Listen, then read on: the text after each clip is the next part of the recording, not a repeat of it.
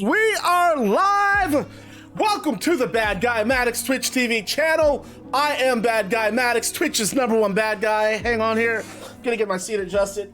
Oh, because I feel like we're gonna have a hell of a time tonight, folks. So everybody, welcome.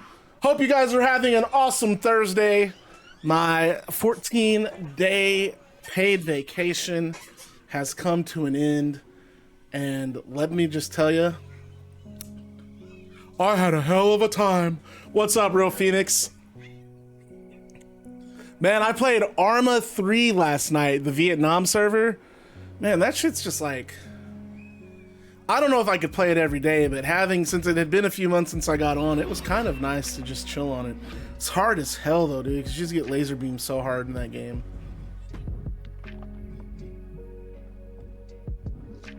I feel the no more vacation. Yeah, literally my first day back was today, man. And you know what? It was not bad. I just kind of went right after it. Did not want to I want to just get right into some work. First full-time job, and I'm in the office at 6:30 every day. So what do you do? What up, Blizz? What up, Blizzword? We got 6 matches on tonight's show. This is called Combat League, or this is Combat Evolve Queen's Gambit. This is a special episode of Combat League, kind of like a mini pay-per-view. Man, we've got a hell of a show going tonight. We have both world titles on the line. Dominik Mysterio and Rey Fenix opening the show with the Combat League World Championship. What's up, Captain in Price? Then the main event tonight, the match that I'm personally looking forward to the most, Toni Storm and Gail Kim. I think that's just going to be great. If that wasn't enough, we have the 20 women Queen's Gambit Battle Royal. Winner of that Battle Royal will be the next in line for a Women's World Championship match. We have John Cena continuing his farewell tour against Kurt Angle. We have Randy Orton and Big Show in a street fight. These two have just, I mean, Big Show really kind of took this thing and really positioned it to the next level. Lion Cub in here delivering the big dubs, bro. We do appreciate you for all these gifted subs. Dude, my man comes through every time. I love to see it. He said he's going to start the stream off right. We do appreciate you, dude. I don't think you have any idea how much it means to me. Thank you for showing love to the stream. Someone get this man a pancake. Let's get this going here. I think I have to buy a new chair. What's up? Hi. I'm so bad at turnies. You didn't do bad. You did well. Wait a minute. What? This isn't the one. Oh no. Oh no. Oh no. Someone get this man a pancake. Dude. What's up, Hayes? How are you?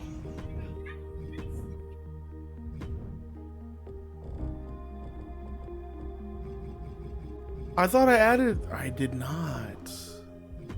Oh, okay. Someone get this man a pancake. You were on 2K fixing logos? Junior Mata 71 has joined. Wait, I'm sorry, that is not a join the bad. Yeah, it is. Dude, look, my oculars are not working. Junior Mata 71 has joined the Bad Guy Club. As the newest member of the club, you receive a pair of sunglasses, a switchblade, and a leather jacket. Thank you for joining the Baddest Club on Twitch TV. And as always, remember to stay bad, because being bad is fun. I'm so sorry, Junior. I saw all these gifted subs going out, and I was just like, that is not a follow. That's a gifted sub. But it was a follow. Thank you very much, dude. We're so glad to have you here, man. Welcome to Combat League. Welcome to the Bad Guy Maddox stream. My goal is to create a community for everyone to feel welcome. Pro wrestling fans from all creeds, cultures, backgrounds, denominations, religion, orientation. I don't care who you are a wrestling fan, so that makes you part of my little internet family here. Pro wrestling is welcome for everyone. I don't tolerate any kind of bigotry or intolerance or anything. This isn't an all-inclusive community, and I won't tolerate anyone disrespecting that. So, Mata, I hope you feel welcome here. Thanks for joining. I will say, just to be honest with you, there are 2 questions I'm going to ask you. They are going to be 2 really difficult questions Are you up for the challenge of maybe answering these questions? They're really hard. Some people, they get a little discouraged and they don't want to do it, so I don't blame you if you're not comfortable with what I'm about to ask. I feel the 5 a.m. wake up. Yeah, so I went in at 9 this morning, and even that was early for me because shit, dude. You have to think that for the last 2 weeks, I've been able, like, one of the guys at work, he's like, what did you do on your time off?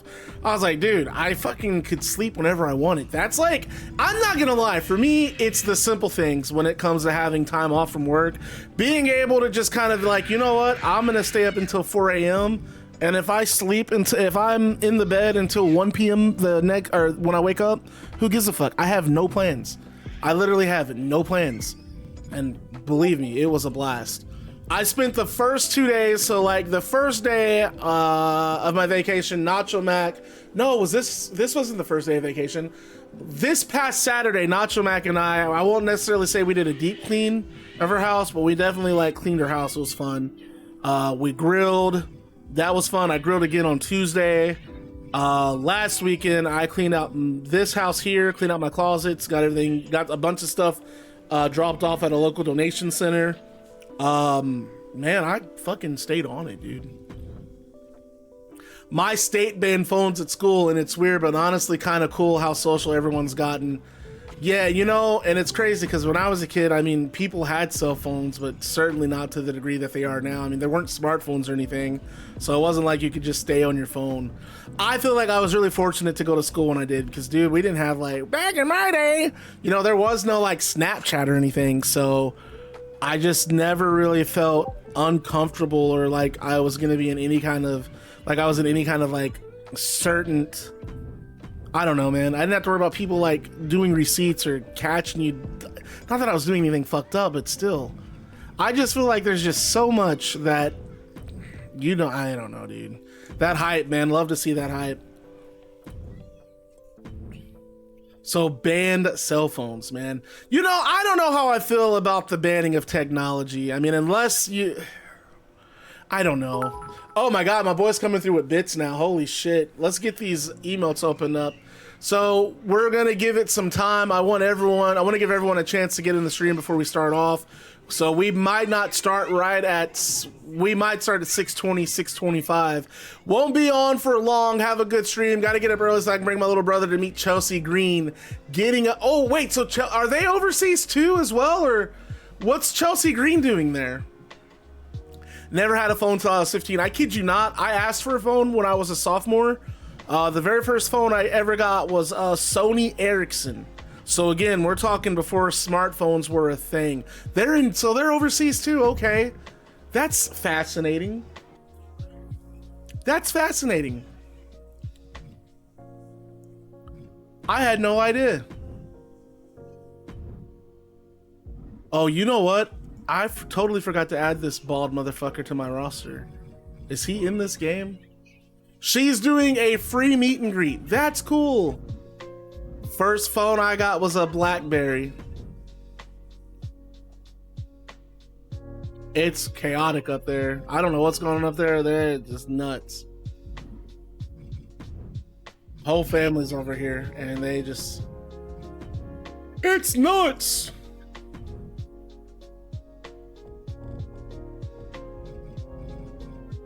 My first phone was a legendary 3310, so I don't even know what the model of my phone was, dog.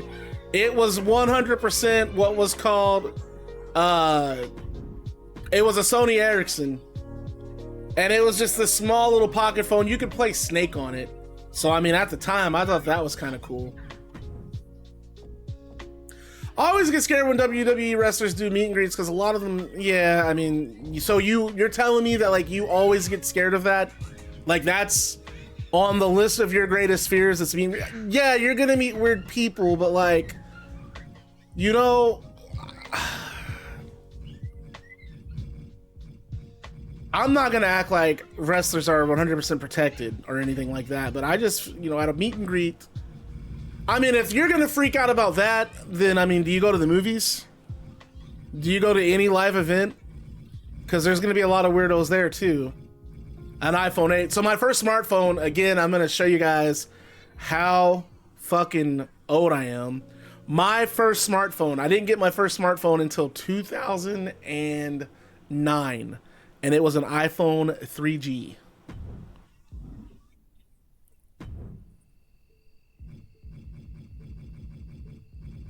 This is just my personal opinion, but I feel like if you are going to kind of be like, you know what? I don't want to go to meet and greets because people are weird and it makes me uncomfortable. I'm not going to like question what should and shouldn't make you uncomfortable, but I am going to say like, man, I feel like at that point,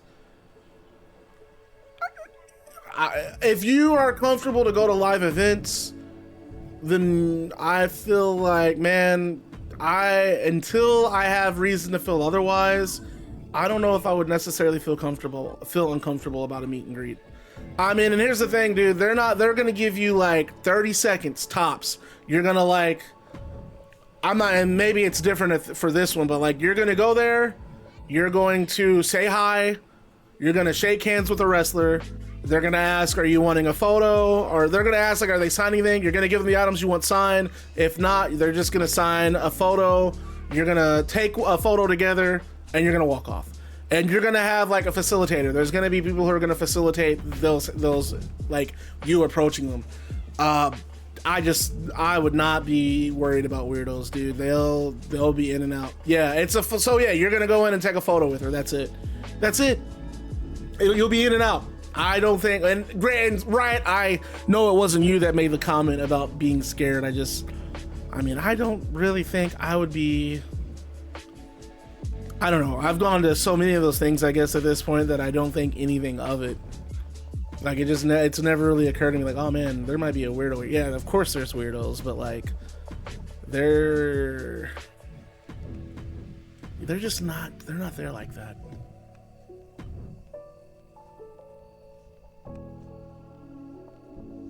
Yeah, okay, but like, you know, he got caught, and it's shame on that guy for being there, which, by the way, this is our emote. I don't know why that's still there. Shame on that guy for doing that.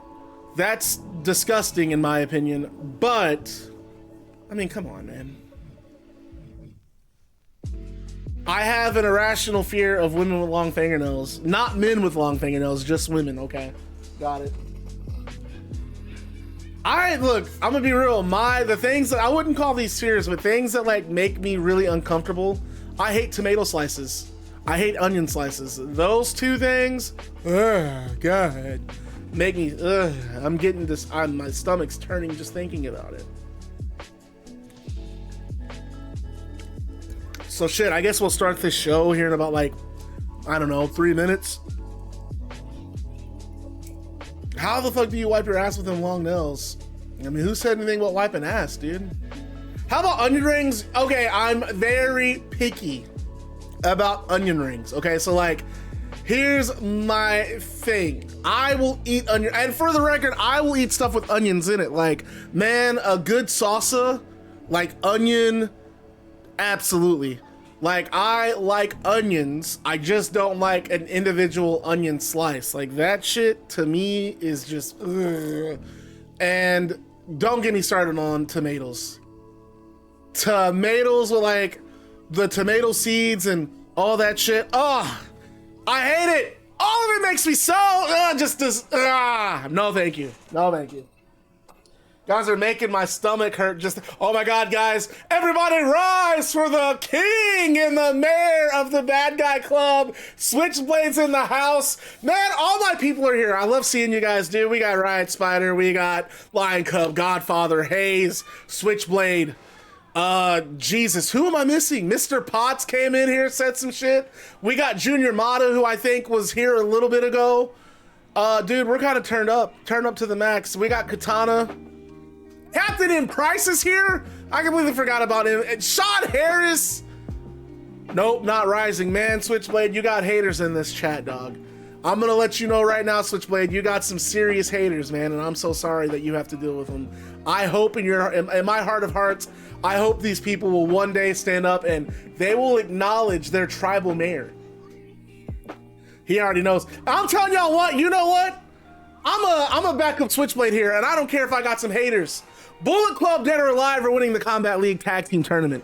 Your new tag team champions, I'm gonna go ahead, it's not a prediction, it's a spoiler. I want you guys to go ahead and congratulate King Switchblade and Village Demon in this chat right now. You're winners of the Combat League Tag Team Tournament. Juice Robinson, Muerte, they're going all the way to the finals. Bad Guy Maddox wills it, therefore it happens. Hana is going to be a future combat champion. Hana might win the Battle Royal tonight, dude. Remember, 20 Women Queens Gambit Battle Royal taking place tonight. Winner of that Battle Royal will get a future Combat League Women's World Championship match. Beth has done nothing but earn the title. I don't know how you figured she's earned the title. She lost at Riot Royale. She's won 2 matches. And she's beat some game opponents. She beat Soruka. And then before Soruka, she beat Julia. Some really great opponents. But you gotta come at it with more than 2 matches to be talking about a title match is earned. You have let Gail Kim get in your mind, Beth Phoenix. You have let her pollute you because she has you convinced that Combat League and Combat League President Bret Hart are overlooking you. And I'm telling you, we heard what Bret Hart said. He's not overlooking Beth. He should have considered the entire women's locker room when he was putting together Gail Kim versus Toni Storm, but he felt like he had to make Gail Kim versus Toni Storm tonight. And I don't blame him. Look, I think it's a great match. It's a match I'm looking forward to seeing. Women's World Championship on the line in our main event. That's why we're calling it Queen's Gambit. Not only is that show great, which by the way, I said it last time, if you've not seen Queen's Gambit, it is on Netflix. I highly recommend checking it out. It's phenomenal. And I'm gonna plug it again. I've been talking about it every stream for the last 2 weeks. Watch Andor on Disney Plus. If you are a Star Wars fan and you have not seen that show, you are doing yourself a disservice. If you are not a Star Wars fan, as I described it to Nacho Mac, Andor is a show for people who don't like Star Wars.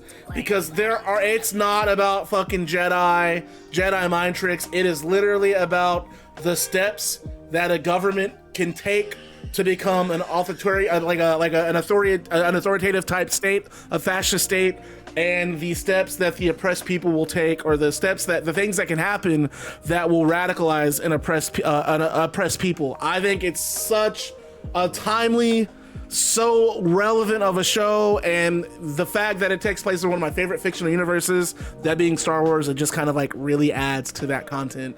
Blue Raja has joined the Bad Guy Club. As the newest member of the club, you receive a pair of sunglasses, a switchblade, and a leather jacket. So my friend, thank you for joining the Baddest Club on Twitch TV. And as always, remember to stay bad, because being bad is fun. Everybody, welcome our newest follower, our newest bad guy, Blue Raja 13. And guys, I think I'm done making you wait. I feel like we've been in this damn screen forever. Happy Combat League Day. You guys know what I'm gonna ask. Can we please turn it up in this chat? Let's make some noise. Let's get a combat chant going. Let's get it live and loud. Let's show these people what Combat League's all about. Oh, Rogue One. Dude, I'm telling you right now, for the longest time, my favorite Star Wars movie was Empire Strikes Back. I still think The World of Empire Strikes Back. I think it's such a good movie. But Rogue One to me is fucking incredible. Combat is forever. Switchblade, man. When Switchblade's here, you know it's gonna be a good time, folks. You know it's gonna be a good time when Switchblade's here. Why can't I just get into this thing? Okay. So, turning off the music, I couldn't really decide on a theme song for Queen's Gambit, which we're not gonna have a theme song, but what's up, WWE fan? Queen's Gambit starts with a shot of both Gail Kim and Toni Storm preparing for the main event in their individual locker rooms. And you hear my voiceover and I say, the challenger, Toni Storm.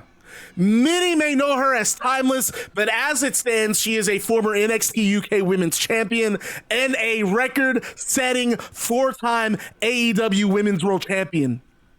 And tonight, she looks to add on to her accolades by becoming the Combat League Women's World Champion. Standing opposite of Toni Storm is the current reigning and defending, also the inaugural Combat League World Champion, Gail Kim. And quite frankly, when you talk about Gail Kim, man, what hasn't she accomplished in her career? She is a former WWE Women's Champion. She's the inaugural TNA Knockouts Champion, and she reigned as Knockouts Champion a staggering 7 times. That is the record for most championship reigns in TNA. Only one of these women will leave Queen's Gambit as the Combat League World Champion. Will it be the challenger, Toni Storm, or the champion, Gail Kim? Folks, tell me what you got. Call it out. Who's winning that match? And the camera then shows a side-by-side of Maxwell, Jacob Friedman, and Seth Rollins with Paul Heyman entering the arena. This happened earlier in the day, and again, another voiceover. Joining Gail Kim and Toni Storm in our co-main event tonight will be MJF facing Seth Rollins. And these two have been after each other. They have been at each other's throats since Brawl in the Big Apple. And now, you know, where things have happened, MJF vowing to protect Seth during the Brawl in the Big Apple Riot Royale, Seth betraying MJF. Seth and MJF have been after each other week after week after week, and it finally comes to a head tonight. They finally meet in the ring tonight. Maxwell Jacob Friedman calls himself a generational talent, but Seth Rollins calls Max delusional. There is a Combat League World Championship match at stake with these two. Who do you guys have winning that match? Who will go on to get a Combat League World Championship match?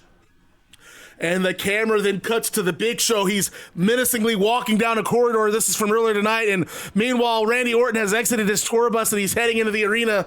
And ever since Brawl in the Big Apple, the Big Show has been mean and nasty, and he's made Randy Orton a focus of his wrath. The Big Show believes Randy Orton is owed a receipt from when Orton tried to end his career 5 years ago, and things are guaranteed to get violent tonight when it's anything goes between Show and Orton. And then we have a somber John Cena. He's seen staring up at the ring. He's out in the parking lot. He's looking up at the arena. And then we see Kurt Angle doing sit-ups. And the John Cena farewell tour continues tonight. We have Cena. He aims to call an end to his career at the end of the year. And Kurt Angle has arrived in Combat League, wanting to revisit his rivalry with Cena one more time. Folks, we're going to take a trip down memory lane at Queen's Gambit tonight when it's Kurt Angle facing John Cena.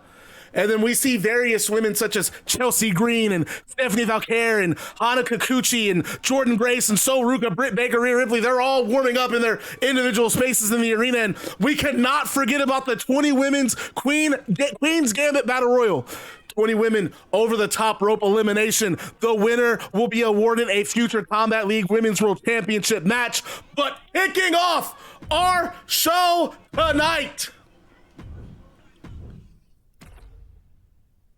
and we're going straight to ringside.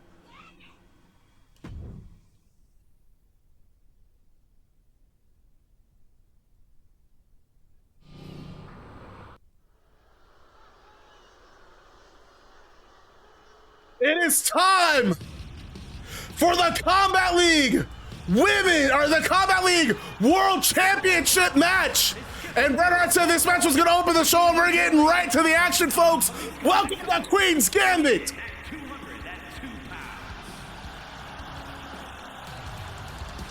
We're doing predictions the entire night. Capital Combat is not our WrestleMania. It's so interesting that you bring that name up, folks. We're doing a pay-per-view. I was going to announce it later tonight, but I'm so pumped. September 19th, we're doing our first Combat League pay-per-view, Capital Combat, taking place in Indianapolis. We're just going to kind of follow, like, kind of anytime WWE or TNA or WWE or AEW have a pay-per-view weekend, I'm going to try to do a Combat League show sometime around that weekend. We're going to talk about that show more later tonight, though. That was going to be our reveal. And Fenix, remember, he got taken out by Barry Barnes at the Riot Royale, so Bret Hart gave him a World Championship Eliminator match against Dominik, and he defeated Dominik. That Ronnie 18 is here. There's a name I haven't seen in a minute. Oops. Y'all better, hey, show some love for your Combat League World Champion. And, you know, I'm not a fan of this guy, but not talking as commentary, just talking as your Twitch host. Come on now. Y'all know y'all down with Dominik Mysterio as world champion. He's held it down. He survived the Riot Royale. And there he is, that smug Dominik. And wait a minute, hold on. Penguin Cat, I'm always impressed by how you can just instantly start yelling a story off the top of your head. Hey, this is so, I'm not gonna lie, when I was a young lad, when I was a youth, I ran like story workshops at my university. And I thought, like, when I got out of college, I really thought, like, man, I'm gonna work for a publishing house and we're gonna do this, this, and this. Before, it just didn't work out that way. Now I'm kind of like, I'm not necessarily like in my dream profession, but it takes care of me. But like, this is kind of like my outlet, man. I love writing. I love all this shit, man. Dominik Mysterio, like I said, was not my choice to win that Riot Royale, but I'm certainly not gonna be, all right, guys, I don't want Dominik as champion. I'm down. I love this. I love Dominik as a champion. He cut a great promo. Oh, yeah. Great American Bash, that broke me. Here's the thing. I want to go ahead and I'll get confessional with you guys. I was kind of burned out. I felt like you guys were burning me out. I would have people like, I will never forget, someone had a logo on one of their CAW's t-shirts, and for whatever reason, the logo didn't show up whenever you downloaded off CC. So this dude DM me, he's like, you're gonna have to put that logo on the shirt. I was like, I'm not doing that. He comes out, he's wearing that t-shirt for like 20 seconds during the entrance. It'll be fine. No, man. That's not how that works. I was like, okay, well then, I don't know what you want me to do. I'm not doing it for you. That's the shit that got me burned out on Combat League. Or like every time I'd get a message, hey, I got a new version of my CAW. Dude, I'm not downloading 8 different versions of your CAW. You pick one, that's the one you're using. Stop changing the moves every time you lose. It's not that serious. This is just like a fun little hobby. This is not, why are we doing that? And Rey Fenix backing Dominik into the corner, and referee Ty Inslee keeping these two separated, and chops from Fenix. He knows he has to be quick if he wants to beat Dominik, if he wants to win that world championship. Big chops from Fenix, man. He is after it tonight. And backs Dominik into that turnbuckle. German suplex, center of the ring. And sponsored by Dunder Mifflin Paper Company. Los Polos. I don't know why I keep saying Los Polos Locos for some reason. Los Polos Hermanos, Snickers, and My World with Jeff Jarrett. Dominik off the shoulder arm drag. Oh my goodness. I don't want to hear that shit, because you literally said Soruka just set the world record for tallest wave. And I'm thinking like, yeah, okay, Soruka's a surfer, but are we really going to say that she just set the record for serving on the tallest wave? Come on now. Fenix tossing Dominik to the outside of the ring, and not to mention she did it during a promo. Literally rolled the wave and then got interviewed by Combat League personnel like after it was done. Like when she gets off the beach and there's so do you want to talk to us about your Combat League debut? Until Bret Hart, she is a licensed manager. Dominik and Liv filed the correct paperwork. She is a second for Dominik, and until she gets herself involved in Mysterio's matches, and speaking of which, and Fenix has Dominik on his shoulders, but I think Fenix just in too much. Looks like he might have hurt his lower back on that dive, and there's elbows from Rey Fenix, and he's got Dominik on his shoulders, and Dominik trying to fight off, elbows across the jaw, slides off the shoulders, and now Irish whip sending Fenix into that turnbuckle, and stop it, Fenix fights out. And Fenix, he knows what's at stake. Like I said, he understood the assignment last time, beating Dominik in that eliminator, but what a lariat from Dominik, taking Fenix off his feet, pinfall. Dominik looking to retain his title. Fenix gets the shoulder up. And look at Mysterio moonsault off that middle rope, causing Fenix to roll out of the ring, and Dominik right behind him. And remember, folks, Combat League 20-second count out outside of the ring. Queen's Gambit. No, that was that damn, what was that guy's name? Tim Rage, NFL Hall of Famer at 22, then switched to pro wrestling. Like, that's my thing with CAWs, right? Like, I will work with your CAW, but like,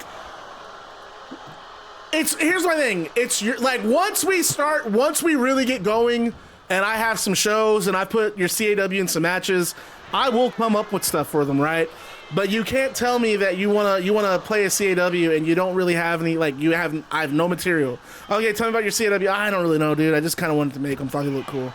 Okay, well, like, do we have any background? Do you have, like, a gimmick you want me to go after?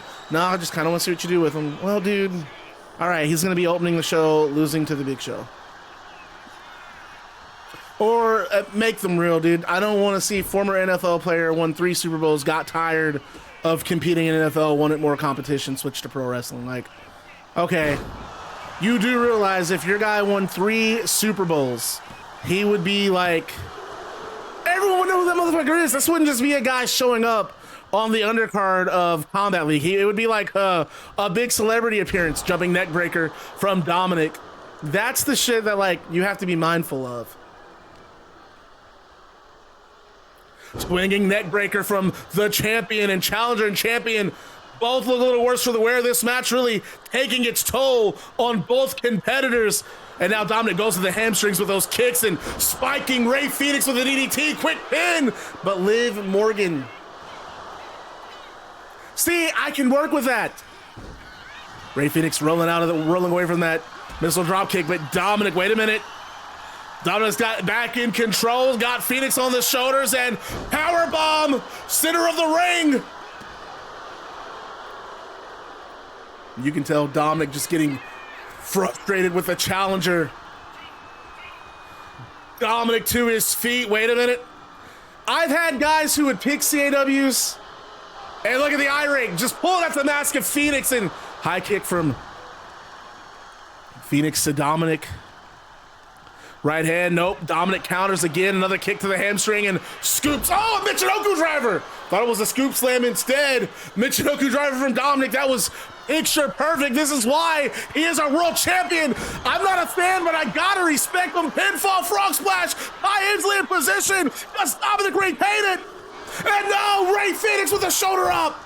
And look how, and that's what I'm talking about. That's that attitude I'm not a fan of. Look how frustrated he gets. Look how easily, like, yeah, he's just easily just bothered. And it's going to allow Fenix to take advantages. Fenix gets out of that headlock and now off the rope. Oh, hits him with a beautiful enziguri. Can Fenix turn this around? No, of course not. There's Liv Morgan. Liv Morgan getting herself involved. Yeah, they literally had their CAW was Demon Finn Balor, except the difference was he was the Demon 24/7. I mean, it was everything Balor. Remember, who was it? Remember when Anna, oh, there's the driver from Fenix. Planning Dominik. We have a new champion. No, Dominik got it too. I thought we had a new champion. Fenix springboard. No, Dominik rolling out of the way. And Dominik somehow kicked out of that Thunder Driver. Phoenix and Dominik still after it though. Springboard, look at Phoenix middle rope, coming back with that drop kick. Dominik not sure what hit him. Does Phoenix have it here? No, he kicks out at 2 again. I think Phoenix just knows he's getting closer and closer to winning that title. Irish whip. Dominik on the apron, right hand. No, Dominik with a forearm to counter. Dominik back in. Dude, holy shit, what's Phoenix recovery time?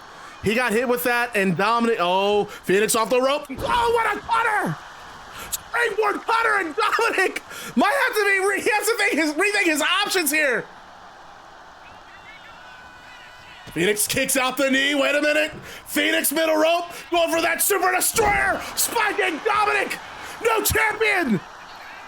Does Phoenix have it 2? 3, no, Dominik again out at 2. You have got to be kidding. Dominik still alive. And now Dominik, big elbow to the side of the head of Phoenix. And now Dominik, 3 amigos. No, Phoenix off the show. Dude, Phoenix is reversing like a motherfucker. Goes after the back of the leg. How did he counter that? No, and now Dominik out of that corner. Fighting out of it, Dominik, middle rope again, moonsault. And I didn't really think he got all of them, but Fenix is out, and that's enough for Dominik. Dominik going to the top rope. Dominik coming down with another frog splash. Dominik retained. No, Fenix showed her up. Dominik, you have to show some love for his reign as champ. Still alive. He's taking so much punishment, but he's staying in it. And a scoop slam from Dom, center of the ring, and this might be it, folks. Dominik thinks this is it. Top rope. Dominik, another frog splash. Fenix out of the way. Kick to Fenix. Super kick. Just might have rocked Dominik, and now Fenix top rope. Look how effortless Fenix did get up there. Top rope. Frog splash from Fenix. Gets all of it. Dominik has just lost the world title. 2 and 3. We have a new world champion to kick off Combat League. Queen's Gambit, Rey Fenix. All right, this is where I'm gonna let you guys decide. You guys get a vote, because okay, so I actually have it set up to where I wanted Dominik to retain this match, retain the title. We can do my finish, and you guys are gonna say no, but I can guarantee you the finish is gonna make you be like, holy shit, what an asshole to what I'm about to say. Or we can go ahead and kick off the show with a new champion. I'm gonna let you guys decide. I don't want to tell you what happens in my finish, but I am gonna say, like, okay, you're gonna hear it and you're gonna be like, 1, fucking Dominik just stole a win. 2, holy shit. I got 2 people say keep Fenix as champ. I'm okay with Fenix as champion. Fenix deserves it. All right, well, I'm gonna tell you what my finish was gonna be. The finish was actually gonna be Barry Barnes and Anna Adams were gonna come out. Anna was gonna, basically when Fenix hits the ropes, Anna was gonna pull his mask off and he was gonna cover up his face, and Dominik was gonna roll him up for a pin to steal the win. And this was gonna, like, that was going to be the finish. But we're giving it to Fenix.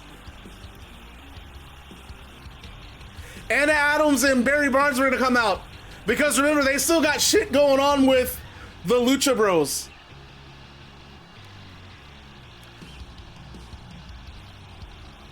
But okay, fuck it. New champion! And Pyro goes off in the arena.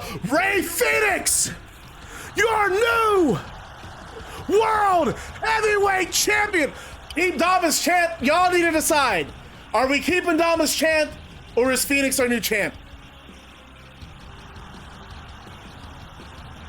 Rey Fenix sits on top of the division as the new Combat League world. Okay, let's poll it. Let's poll it.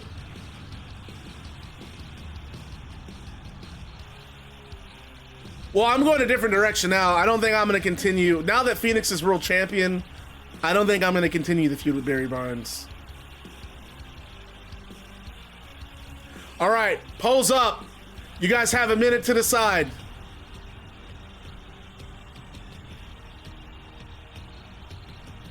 Rey Fenix is champion, though. That's going to be something fun. We know we're going to have some fire-ass matches in the main event.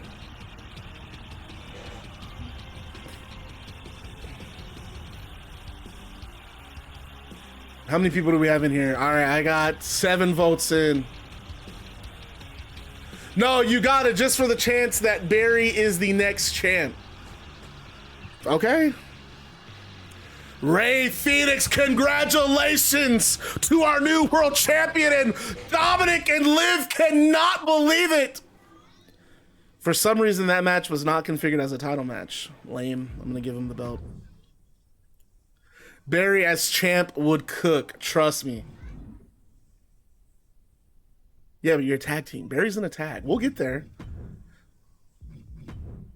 Well, Village Demon, I don't know if you're in the stream, but Rey Fenix is a new champion, folks. Show him some love. Everybody in this chat, because Village Demon watches the show on VOD, Please show him love. Everybody congratulate Village Demon. Rey Fenix is our new world champion. Just get to, well, I don't want to go there because not yet, because I have some other stuff for my singles guys. Now we're going to go ahead. I think we're jumping straight into the Queen's Gambit. So folks, we're going to a commercial break. That's just going to basically give me time to put this damn Queen's Gambit Battle Royal together.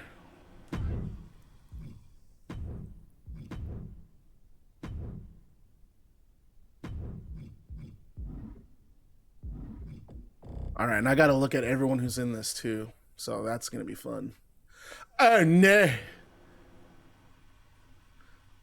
All right, I thought that was a great opening match, man. You know what? Nothing but love. Nothing but love. Good job, Village Demon. These other people are gonna hate on you. I'm not like that. They're not in it. They're definitely not in it. They're not in it. They're in it. They're not in it. They're in it. Why? Hold on now. Now, why can't I...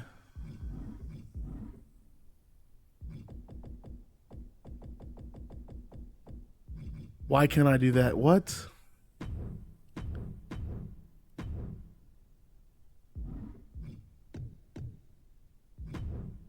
Okay, now I can change everybody. This game is so weird sometimes. I thought these two were in for sure. She's in. She's not in. She's in. She's in. She's in. She's in. She's in. She's not in. Do I have them in? I do. They're not in. They're in. They're in. All right. So that would leave me with... Who did I confirm for this match? 1,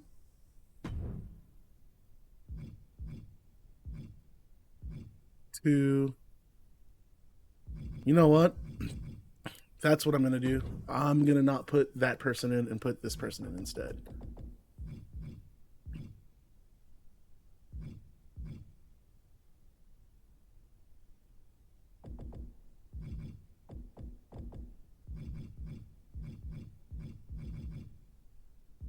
I'm kind of pumped to see that we're already starting off the show with a new champion. Kind of bummed at the same time. Only because, like, I really, really wanted, I'm not gonna lie, I'm a fan. I wanted Dominik to have, like, a long reign, just straight up. I mean, the guy's fucking earned it, man. He's an interesting champion, because that's not who I would have, like, ever guessed in a million years would be my champ. Who am I not? Who's not in here? Why is it still asking who I want to add? There we go. Okay.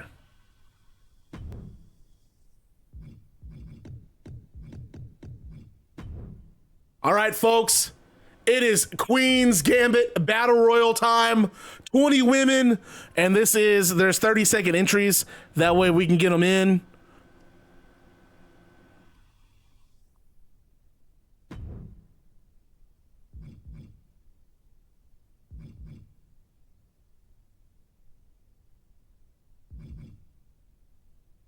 Okay, what the fuck?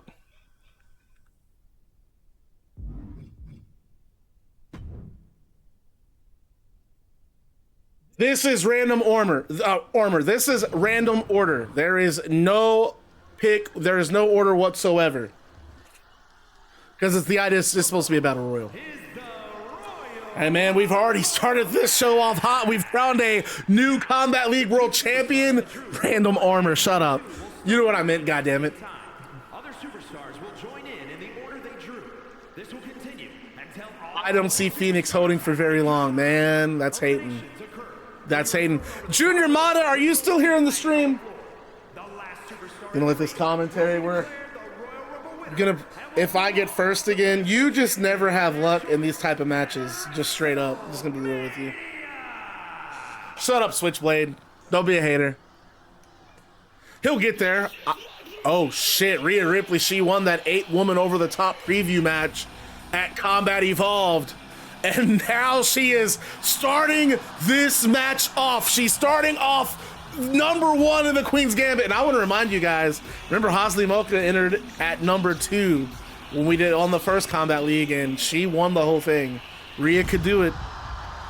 Like I said, she just won that 8-woman Battle Royal, which was kind of a preview to Queen's Gambit. She won that Tuesday night. And Rhea, man, I think she has, but then again, Gail Kim did attack her, dropped her with that belt. And you gotta think,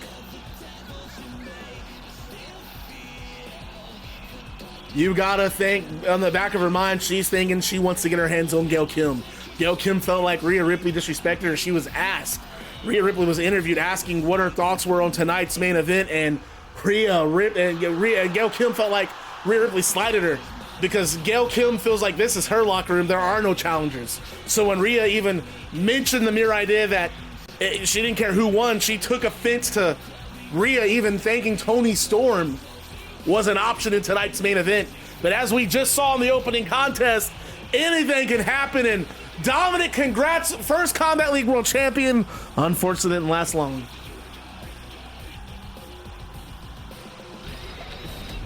What if it's Beth Phoenix? And Beth has a chip on her shoulder too. I guess we'll find out who's coming out next. #2. This has to be a CAW, right? I don't know. I don't recognize this theme song. Britt Baker in at #2, and were they not the final two in the 8-woman? Gail Kim is the Combat League Women's World Champion, Roddy. We're only 6 episodes in. This is a relaunch.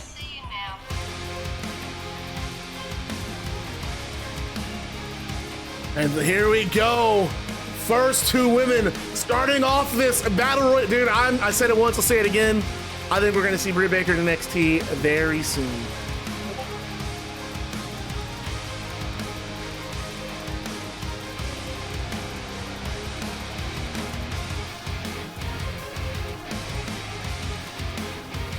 Man, I don't have anything planned for Smoke Morgan tonight. I was trying to figure out a way to get him integrated on the show, but I didn't want to have too many fuck finishes tonight. And Britt, I don't know if that's a good idea for Britt Baker to start off this battle royal. Penguin, you just got to keep watching. Junior Mata, what are you thinking about this show so far? Are you enjoying what you're watching?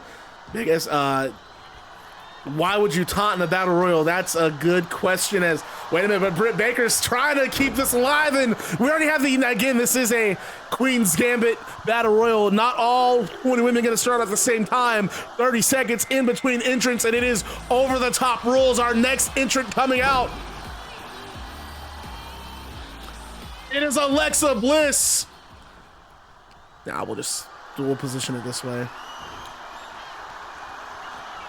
Alexa Bliss, the next woman in this battle royal, and she breaks up things between Rhea and Britt. I'm not sure that was a good idea. Britt with the headbutt taking Alexa out, and Rhea with the headbutt taking Alexa out, and that gives Britt Baker the opportunity to take control here. Yeah, I know, but I don't want to change my settings. Rhea's Hogan, who's out next. Can I just do that in the... Shit, Zelina Vega, and yeah, can I, oh no, that was my can of vegetables. Can I just do that in this? Ramp facing, I can. Here we go. Britt Baker double underhooks into that. Oh, she's going for that, the Angel's Wings, or the Fall from Grace, whatever that was called. Implant Buster. Is what Awesome Kong used to call it. Alexa's got Zelina fighting on that top rope, trying to stay alive.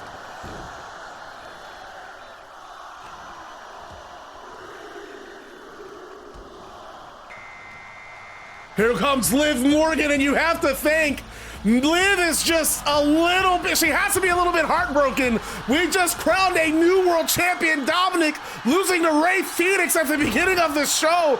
Dude, I'm already like in the back of my mind. I'm glad you guys really voted that you wanted to keep Fenix with the belt, because like I'm already like, dude, I got some ideas. Like, that's gonna be fun with Ray Fenix. He's gonna be like just a fun baby face who can do some exciting shit. It's gonna be cool to have him as world champion. What I know about, come on, bro. Oh, Britt Baker eliminated by Rhea Ripley. Here comes Io Sky. First elimination, Britt Baker. We know she will not be getting a world championship match. Power driver from Rhea. Alexa Bliss in trouble here. Britt's gone. And I know Io Sky won't do it, but if I'm Io Sky, I'm thinking, you know what? Let these women go after each other. I'm gonna sit this out, but Io going right after Liv Morgan. Liv Morgan right hands from that powerbomb position, trying to fight off the shoulders. Counter from Io, jawbreaker. Well, wheelbarrow and double stops from Io Sky. And Jordynne Grace out next, the powerhouse. And there's and you know what? I'm really looking forward to Jordynne Grace versus Mariah May. What is her name? Blake Monroe in NXT. That's like the one match from Heatwave I'm gonna go out of my way and watch. It's AEW all Sunday though. I wish I didn't work Sunday so I could, because I think that's gonna be a daytime pay-per-view. I'll just have to watch it when I get home.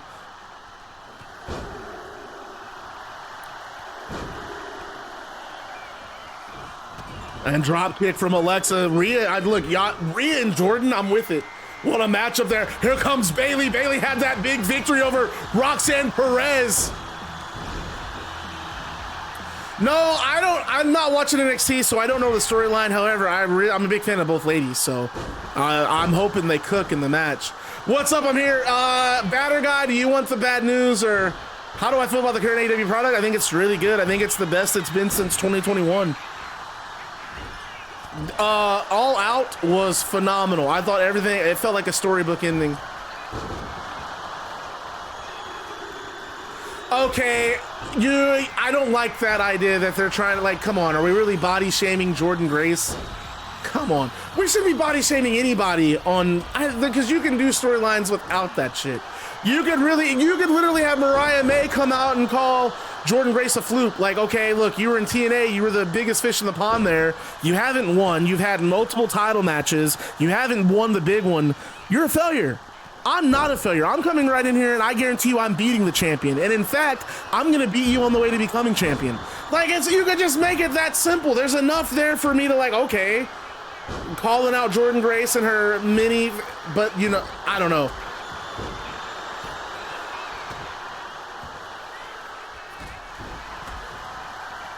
I think Tatum Paxley might be out of here. We can save the bad news for never. Someone want to tell Batter Guy Maddox the news? Yeah, but you don't have to, you can still call her the Glamour. Not once did Mariah May ever have like a body shame feud in AEW. And her shit was still good. Io Sky out. Liv's got Tatum Paxley. Oh, picks her off that middle rope. And now Rhea trying to go for another elimination. I don't know who got Io Sky out. But Zelina Vega hits the floor. Yeah, I do think, well, I don't watch WWE, so I don't really know any of the big angles. I mean, I'm assuming we're doing stuff with CM Punk and Seth Rollins. But I mean, I think the storytelling in AEW it's been really good.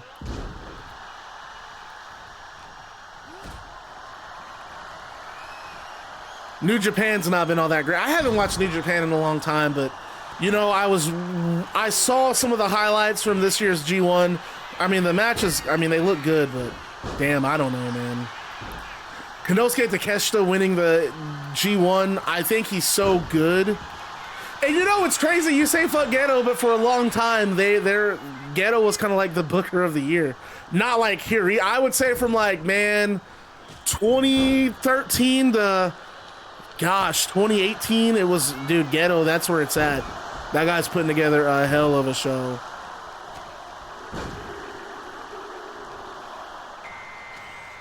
Here comes Willow Nightingale. I'll tell you what, dude, I think Rhea could win this, but I'm going to be real. My favorite to win this Battle Royal, especially now that it looks like she's getting a later spot, I'm down for some Sol Ruka or Beth Phoenix. I would love one of those two to win this.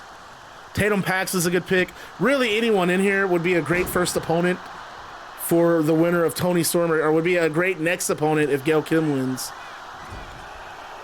Right hand from Liv Morgan and Russian leg sweep. Gosh, Chelsea Green's still in this. Sernai Bergingen out next. Sernai, you know what, man? I know that Iron Tiger shits on the CAWs for whatever reason. I like Sernai. Sernai Bergingen in next. Bailey to belly suplex. And Sernai's in. Sernai might be out. Might have just jinxed Sernai. Rhea going after longtime rival Liv Morgan. And wait, Liv and Willow. Double choke slam on Liv. And Rhea, wait a minute, that alliance short-lived, riptide on Willow Nightingale.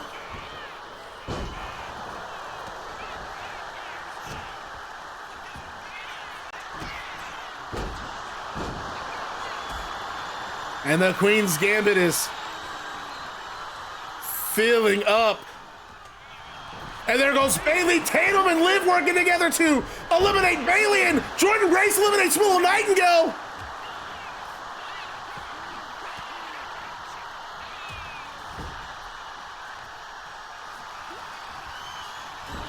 Tatum Paxley, shoulder breaker.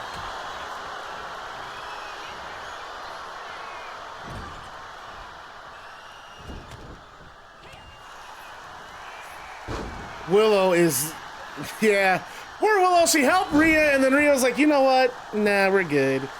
And then, yeah, somewhat, Jordynne Grace just was like, oh, my turn to get her out. Nah, the double team is crazy. Liv Morgan, I can't believe Rhea's still in there. Rhea might actually win this thing, dude. Alexa trying to, I think, put the finishing touches on Jordynne Grace. And then what did Tonight do? Just slap Jordan in the back of the head. Oh, Alexa Bliss eliminated Jordynne Grace. And a drop kick. Alexa turning right into a drop kick from Sernai Bergingen. Jordynne Grace is out. What an elimination. Can you choose one besides Roman versus Fatu in practice mode? I've never done practice, Luna. I'm so sorry. Here comes, is that Chelsea Green coming out next? If I'm Chelsea Green, I don't think I would want to get in this match at all. Stay on the outside. Look at Chelsea looking for easy pickings. She's got Tatum Paxley. Super kick. It's a Gurry from Tatum Paxley that takes Chelsea Green off her feet. And look at rivals Rhea and Liv Morgan. They are still going at it, bringing that feud to Combat League. And Liv Morgan, face breaker.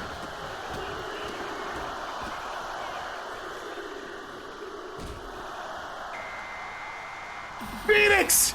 Oh, I think Liv's got Rhea. Liv's got Rhea. Rhea powerbomb. No, Liv counter. Liv has eliminated Rhea Ripley. Rhea not winning this battle royal, courtesy of Liv Morgan. And I think out of oblivion from Liv to Sernai. Liv is cleaning house. And Beth going after Alexa Bliss. And Beth has a chip on her shoulder. She believes she should be next in line for a title match, and she DDTs Liv Morgan. Getting heel kick from Liv. Here comes Hana Kikuchi. Man, and we saw her match with Willow at Combat Evolve last week. And by the way, again, I want to clarify, each stream represents 7 days in Combat League. So you got to pretend that every stream is a week. I Like Alec has joined the Bad Guy Club. As the newest member of the club, you receive a pair of sunglasses, a switchblade, and a leather jacket. Thank you for joining the Baddest Club on Twitch TV. And as always, remember to stay bad, because being bad is fun. Everybody, welcome Alec to the Bad Guy Club. Spinning back fist, Sernai blocks it from Hana. Oh, what a rolling clothesline.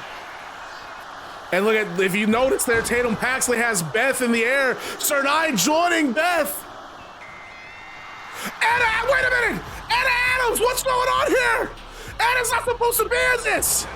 Anna and Brett said they were not in this match, and what is Anna doing out here? Are you kidding? How did Anna get in this? And the referee's trying to get Anna out, and Barry, no! He blocked it, and Barry digs in his trunks, and he has a contract. Anna Adams is in this match somehow. And that's that same lawyer that got him that title match, or got him in the tag team tournament. Anna Adams in this battle royal. And Bret's out here too, and Bret looks at that contract, looks at Barry, you son of a bitch, I'm sick of this. And Barry just says, nothing you can do about it, Bret. And Barry heads to the back, a disgusted Bret in the back, Anna Adams in this match. And a leg cover on the top rope. Alexa Bliss eliminated by Liv is eating in this match, dude. Misses that springboard elbow to Anna Adams.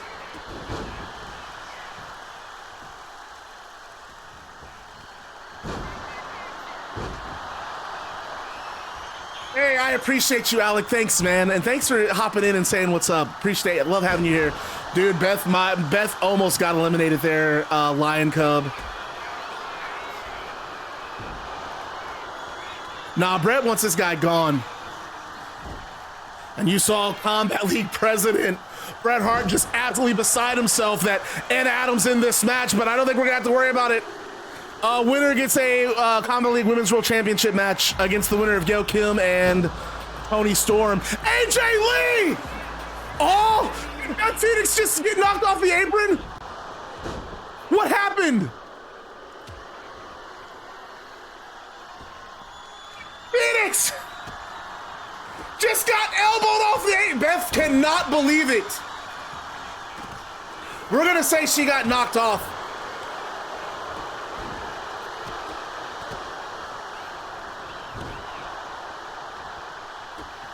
Anna Adams bumping into Beth Phoenix, and now Beth and Jen. Beth cannot believe it. And Beth's trying to get back in the ring, and she's stopped by the referees.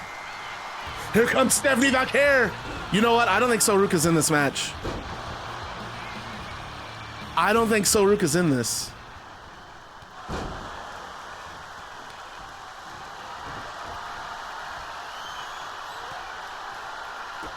I don't remember adding Soruka to the match. Maybe she is, but it's crazy because every other woman in this match was on my list, so. Sernai Berghagen eliminated.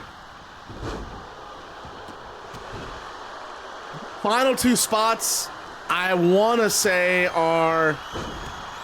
No, I took out Bianca Belair for Anna. Because I don't want Bianca. I want to kind of like, if we're going to use Bianca, I kind of want to build to her being on some of these matches. I don't want her just in like every little match, which I did with Rhea, but Rhea had a hell of a run. Pump kick from Anna Adams. Slim is in Combat League, and we're going to actually find out a little bit about some picks here. It should be you and Mighty Molly. Yes, you're right. And I'm gonna guess because Beth Phoenix is standing there. Can I check something real quick? I'm gonna pause this. I just wanna see. I wonder if I can take control of Beth Phoenix. If I can take control of her, no, she is out, but the game just kind of like fucked up, I guess. Okay, all right, we're back and back from commercial break. We still have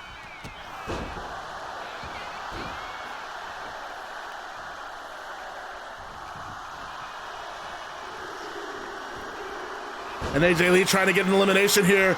Here comes Mighty Molly. Tatum Paxley eliminated by AJ Lee. And it is so awesome to see AJ Lee in this match. Liv Morgan still going after it though. Anna Adams, I'm not a fan. AJ Lee, oh, wait a minute, no, Mighty's still in it. Anna Kikuchi, so I thought Mighty was gone.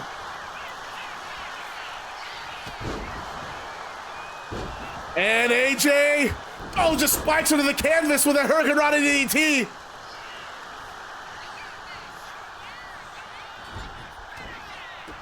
And Vaquer going after Anna Adams. Anna says nope, trips her up.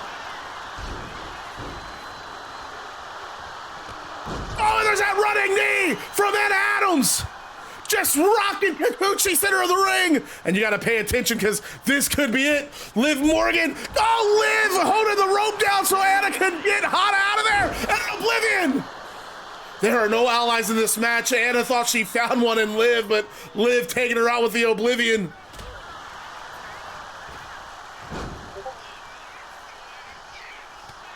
And Anna Adams saying goodbye.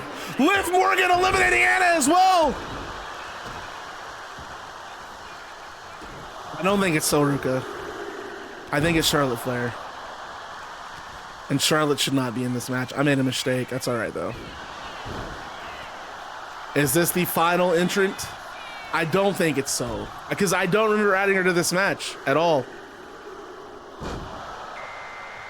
Psych, she's in here. No, it's Tiffany Stratton. There's still one entrant, though. There's still one. And it's gotta be so. And Tiffany Stratton, someone else I think would make a great contender. Really, all these women in this Battle Royal, but you gotta really show your appreciation for Liv Morgan. I think really just trying to find a silver lining for her since Dominik lost the World Championship in the opening contest.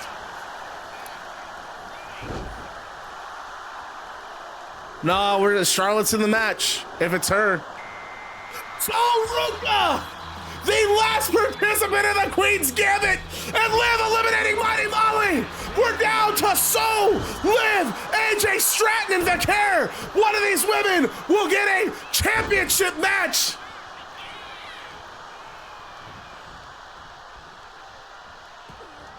Oh, they have let's just say they have somebody hooking them up.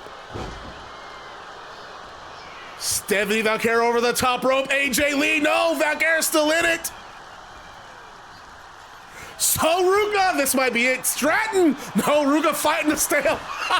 Ruka is about to do that. Oh, So is not having a good time. So not having a good time in here. Elbow from So. AJ Lee trying to get So out of this match. And now Liv going after AJ. Could you imagine AJ Lee? First time in over a decade, and she earns a women's world championship match. Ruka from the top rope moonsault. Did you see that? The distance, and now AJ. Elbow from Ruka to AJ Lee. Vaquer trying to get Tiffany Stratton out. Super kick from Ruka. Takes the back. Or Stratton. Oh, and a German suplex. Straight jacket German suplex. I don't know what you really call that, honestly.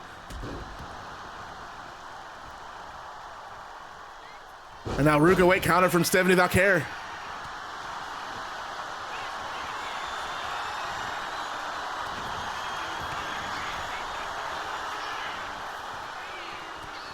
Oh, I thought Vaquer was going to sneak that.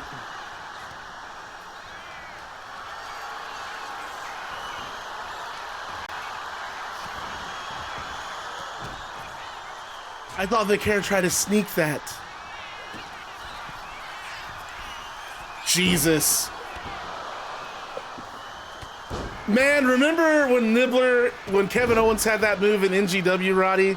That backbreaker that Vaquer did, and Nibbler called it the twist ending? Because I used to talk about that twisted crust at Pizza Hut. Scoop slam from Vaquer.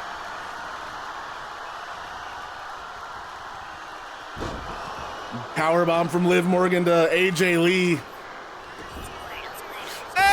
Brought you Toast has joined the Bad Guy Club as the newest member of the club. You receive a pair of sunglasses, a switchblade, and a leather jacket. Thank you for joining the Baddest Club on Twitch TV, and remember to stay bad because being bad is fun. Liv might win this whole damn thing, folks. I'm more than okay with, oh Jesus, she might have just broke So Ruka's neck in this contest. Which, by the way, Alec and Toast, since you guys are the newest viewers, newest followers, I do have two questions I want to ask you. They are two of the hardest questions you'll ever have to answer. Are you up for the challenge? Who did Liv just throw out like a sack of shit? Tiffany Stratton just got thrown out like it wasn't a big deal. She just got tossed out like a sack of shit. Just an Irish whip and she fell over the top rope. What happened there? Down to 4.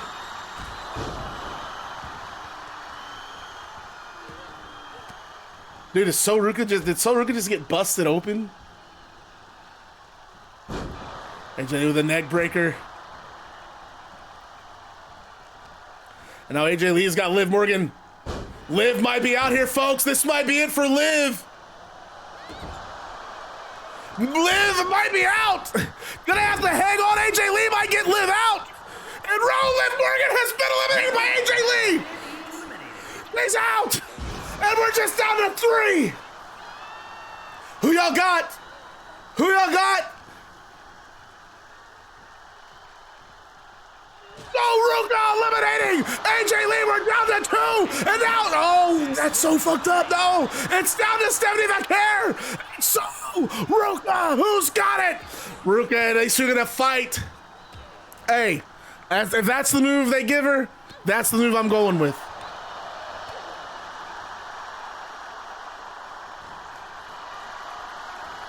So's got her on the shoulders. Nope.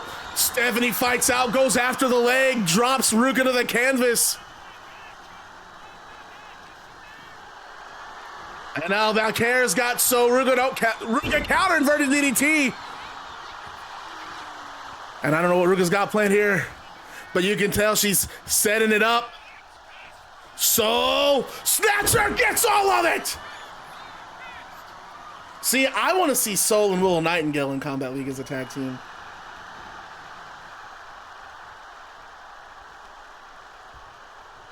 And So Ruka, this is Switchblade versus Katana, by the way. Face Buster!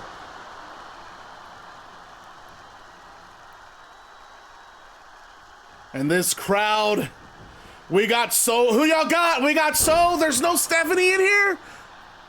No Valkyria in this?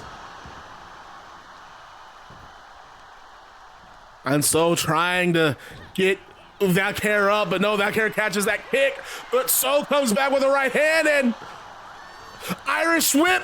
No! Jumping shoulder tackle.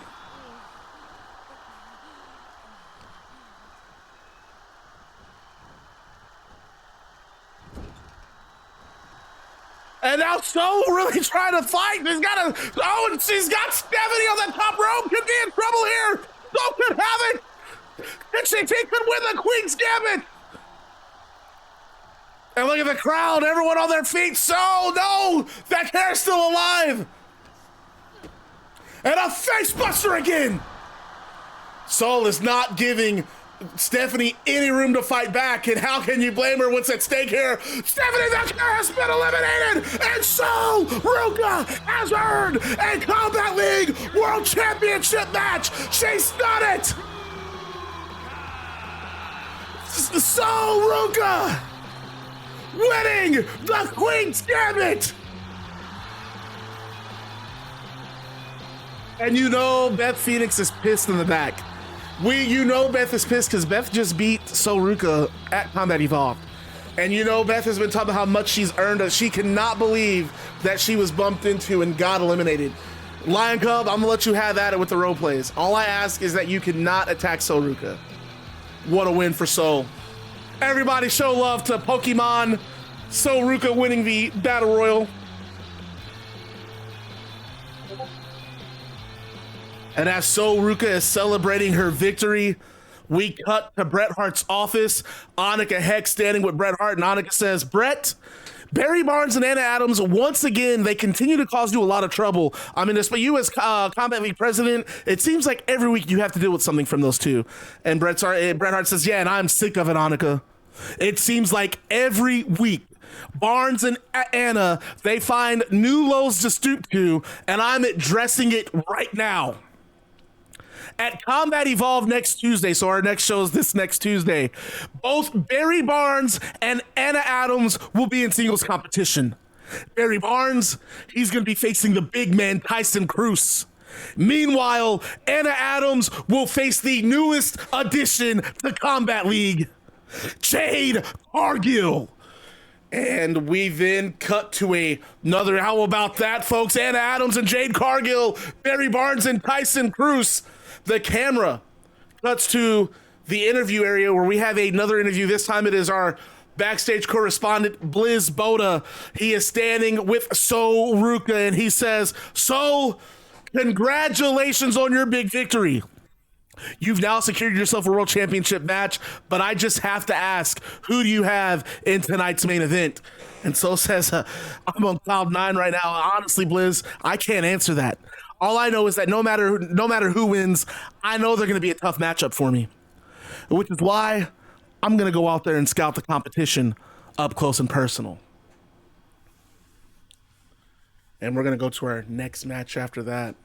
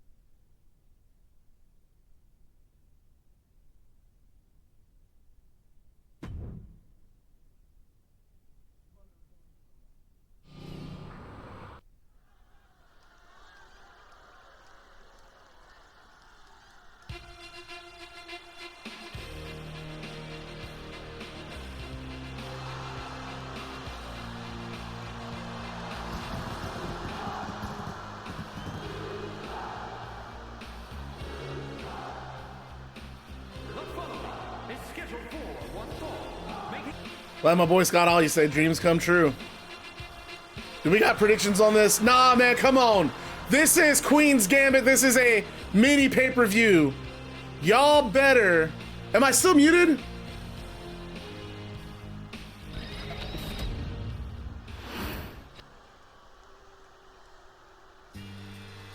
Hold on, can you guys seriously not hear me?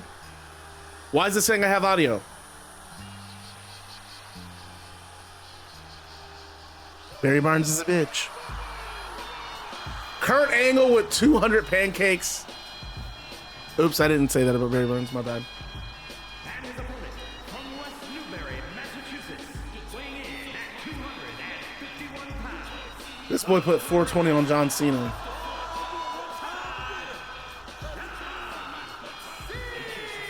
Man, I'm pumped for...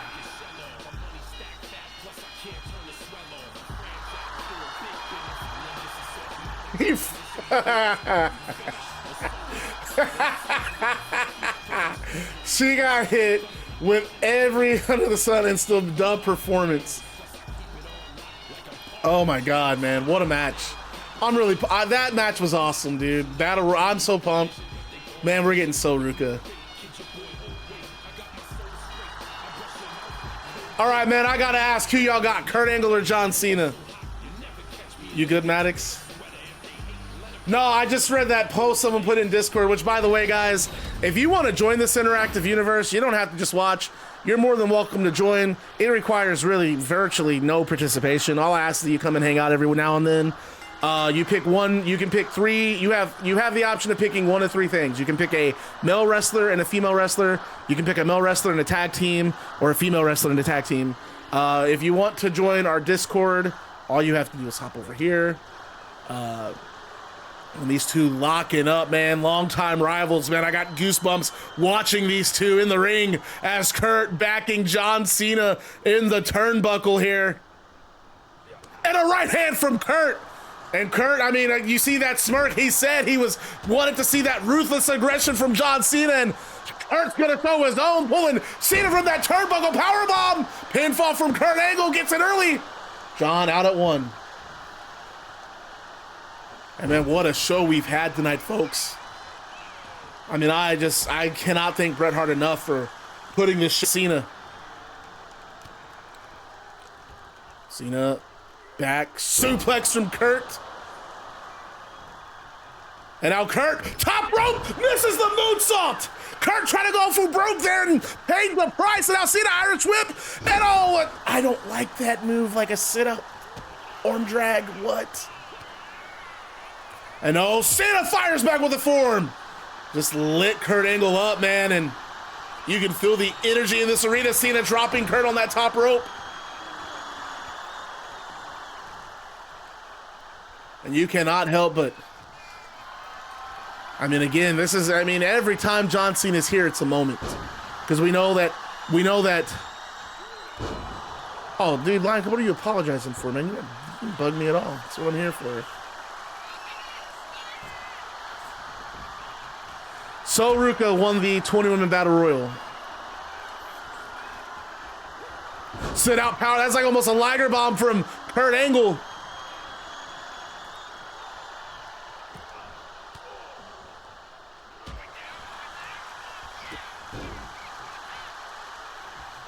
So certainly not my favorite. Liv had a good showing though. And there's a kick from Kurt. Now Kurt big chops. Uppercuts got Cena in that corner. And another uppercut. And now look at the stomps from... And I thought tonight couldn't get any worse than Dom losing. Dude, you're telling me I actually had that match stacked in your favor too. Just to kind of let you were a 95 overall and Fenix was an 85. Because I really wanted Dom to win that. Because one thing about my world titles, I don't want to hot potato them. One thing that I always liked about Stardom, at least when I used to watch Stardom, you know, that company... When I was watching, they were only about 15 years old. No, they were like maybe 11 or 12 years old. And they only had like, man, 10 champions. You know, not quite a champion a year, but in a 10, 11 year span, only have like 10 to 12 champions.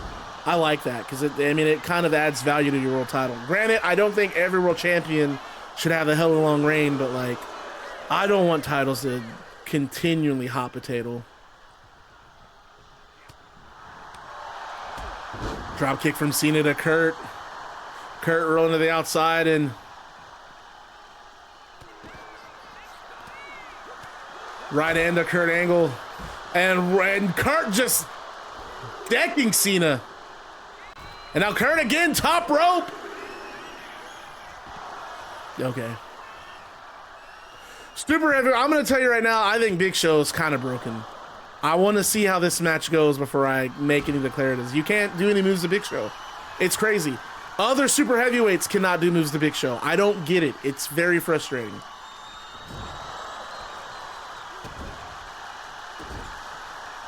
Cena with those stomps, and now Kurt, yeah, I don't know what happened there with Kurt, dude. He just kind of like went, I don't know, just he turned his brain off for like 3 seconds. Kurt kicks out at 1. And very exciting night if you're just joining us. Dominik Mysterio lost the Combat League World Championship. But Ray Fenix, Kurt has the ankle lock in. Cena gets to the rope. Yeah, it's all about presentation. But I think now people think that, like, I see it happen in Reddit discourse all the time, where if you're a champ, you need to have a long reign, and I don't think everyone necessarily needs a long title reign. I don't think there's anything wrong with like a 4 to 5 month reign. You know, defend it against a couple of guys, lose it when the moment's hot. But I also don't think every champion needs a fucking 10+ month title reign. Not every champ. If they're booked well, if they're presented really well, presented strong, like Gunther, let's give Gunther a long reign. But then there are guys like, man, you know, 2015, I felt like, God damn, when is Seth Rollins going to lose the belt? And I hate the circumstances that he lost it under, you know, with the injury. But I felt like, and it didn't feel like there was anyone who was going to beat him. They didn't have anyone set up yet. And I felt the same way more recently when AJ Styles had that. I felt like AJ Styles was world champion for a year. And every pay-per-view, you were just watching him beat somebody. And it was, oh man, I don't know. That I'd almost, as an AJ Styles fan, I was almost kind of like, man, I feel like I've been overexposed to AJ because he's beat everybody on SmackDown's roster. For the DDT from Kurt. Right hand, both men busted open. Angle slam from Kurt Angle. But can he get to the pin? Nah, I don't watch I haven't watched any new wrestling. I haven't watched any new WWE, so I can't comment on how I feel about Tiffany Stratton's reign. I will say that I don't think Jade Cargill was the girl to beat her, so I think it was the right call. I honestly felt like maybe they were originally planning for Jade to beat Tiffany, because I did see that match, and the way that match came across to me, it was short, and it seemed like the finish was a little eh. And I almost feel like maybe, and obviously I don't know, I don't fucking work there, I don't have any insight.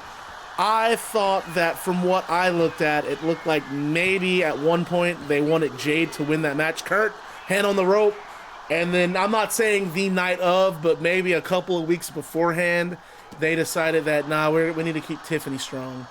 That match was just really weird. The presentation and everything, it just felt off.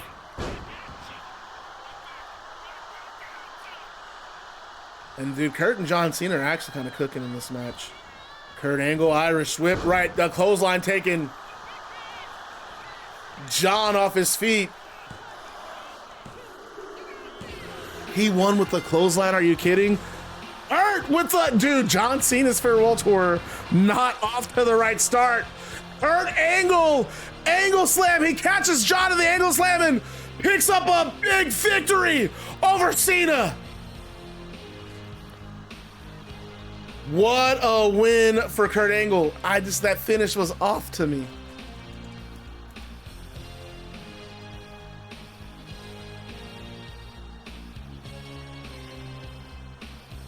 Oh, did you already end it? You already give the people their pancakes?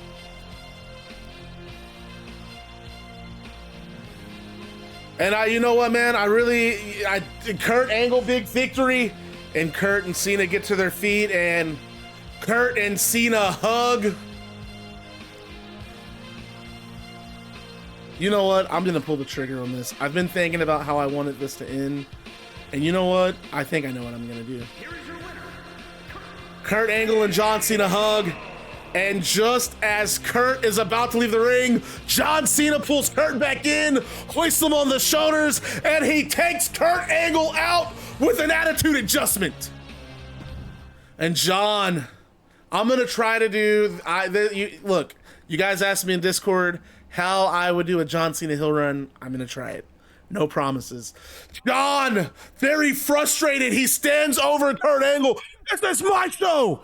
This is my moment, Kurt. And he leaves the ring, the referee kneeling down to check on Kurt. The crowd cannot believe what just happened. And an angry and frustrated John, he walks up the ramp, completely upset, completely, heartbroken and frustrated that he lost yet another match in his retirement. And Combat League goes to another commercial break. And when we come back from commercial,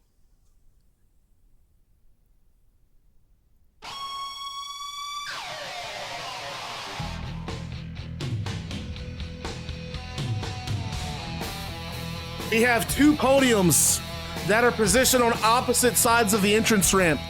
And there's something perched, there's a cloth item perched on each podium. And the Combat League president, Bret Hart, comes out on stage. Audience, of course, showing my guys some love. Big Bret Hart fans here. And Bret Hart, he returns that kindness. He slaps fives with the fans in the front row while he makes his way to the ring. And once inside the ring, Bret Hart shakes hands with the ring announcer, and the announcer hands over their microphone.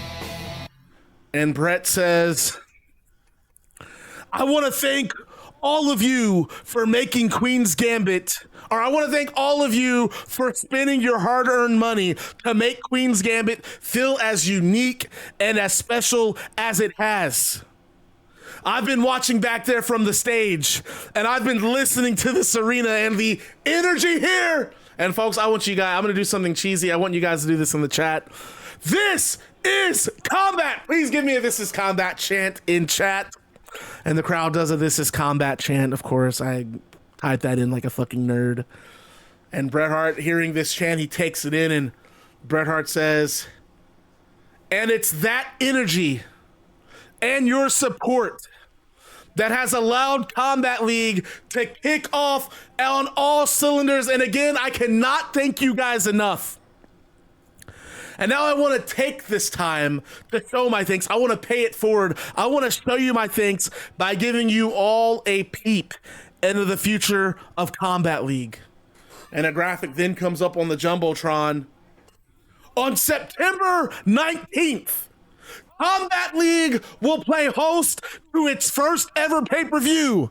Live from Indianapolis, Indiana, Combat League presents Capital Combat.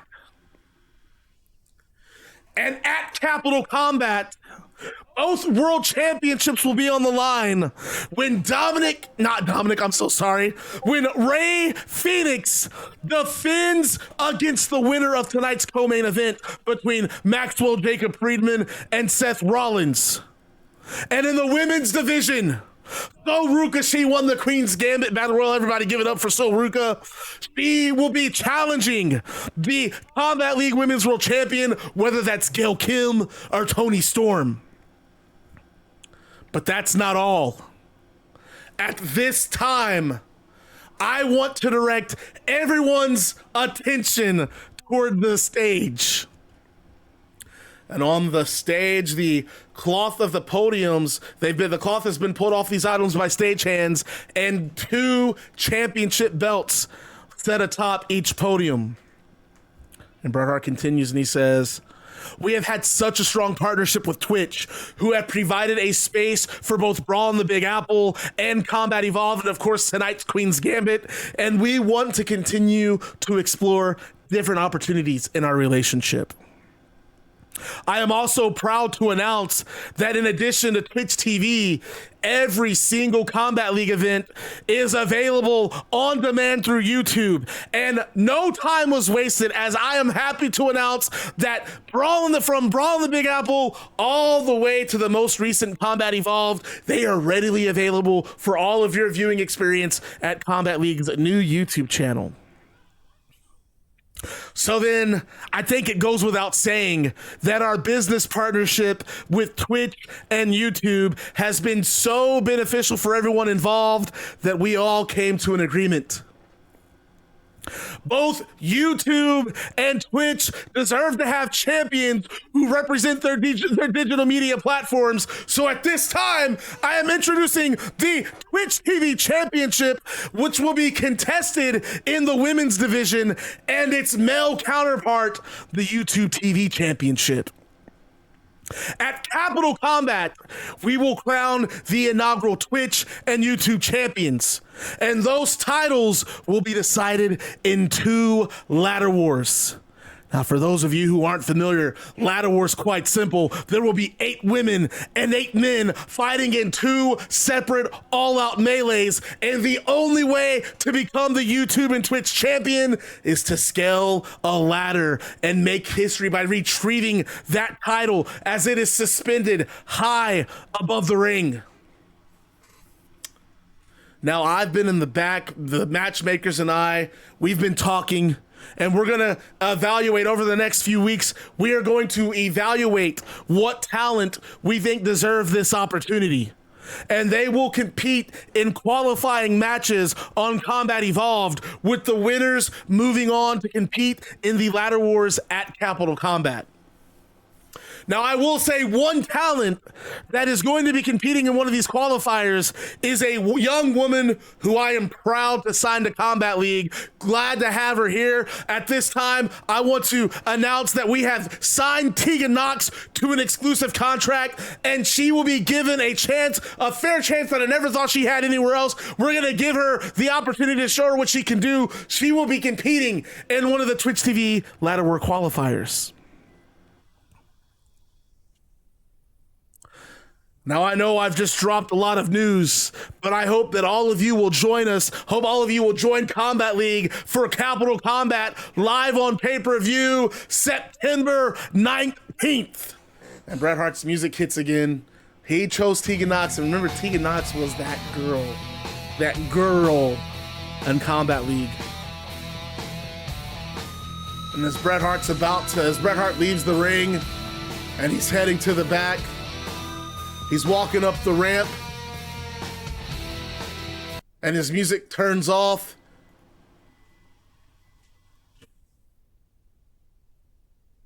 Not this again.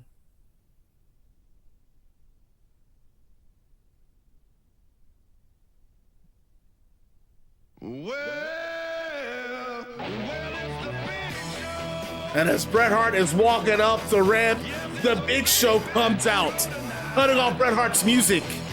And as he walks past Bret Hart, he stares down at him. Just a menacing look, and Bret Hart's not intimidated. Bret looks at Show, and then Show eventually heads to the ring with Bret Hart just looking on. And folks, I'm really hoping this match gets violent.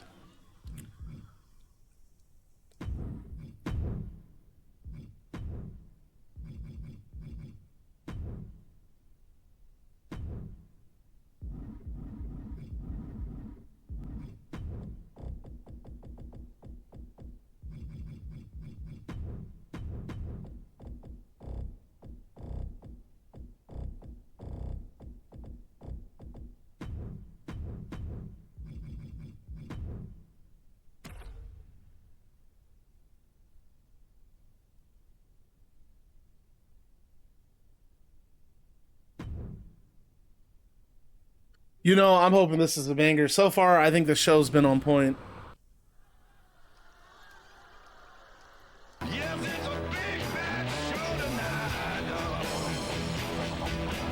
And Bret Hart, you see Big Show trying to intimidate the Combat League president, and Bret Hart wasn't standing for it. Is someone, hold on. for some reason it won't let me make predictions anymore. They keep saying there's an error. Katana, are you doing the payouts or is it legit glitching on me?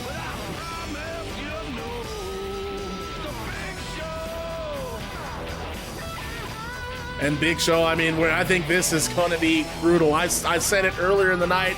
This is going to be violent. And I truly believe that. I think it is too. Go ahead and get your predictions in, folks. Let me just look.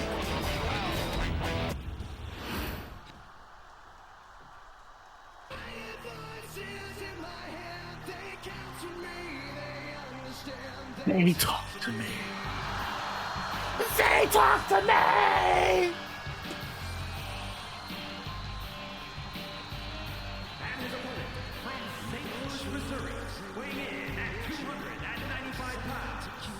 All right, who we got, folks? Let me look at these predictions. Nah, I need more pancakes. Come on. Big Show and Randy. Big Show has been cooking on Combat Evolved. Zero faith in Randy. Why, Godfather? Try to end it this time for me, Katana, after the match is over. I hear voices coming.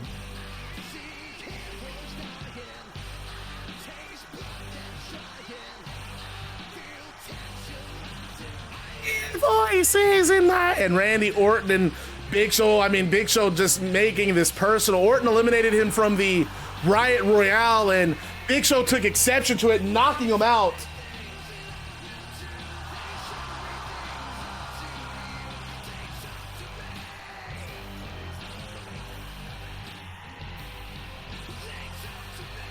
And you know, you got to think Randy Orton and Smoke Morgan, they had that no DQ match. Big Show got involved, knocked out Orton. I mean, and then to make matters worse, Big Show choked slam. You can look at the grimace on Orton's face as he tries to climb up that ramp. Big Show choke slamming Orton through the timekeeper's table.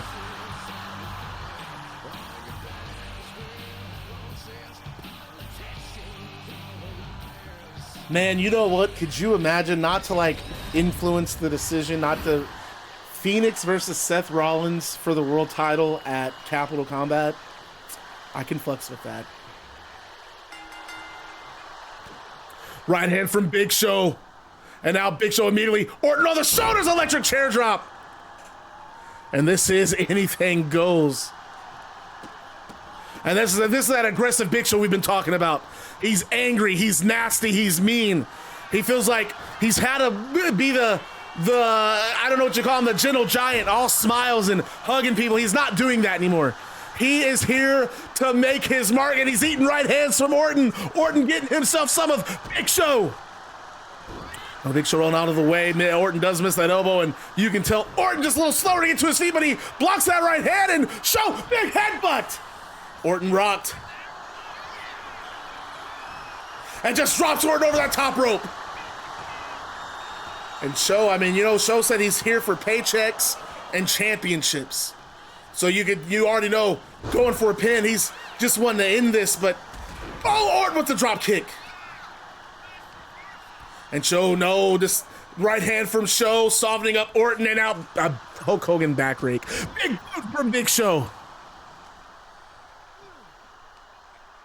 And now Show cranking on the neck of Orton.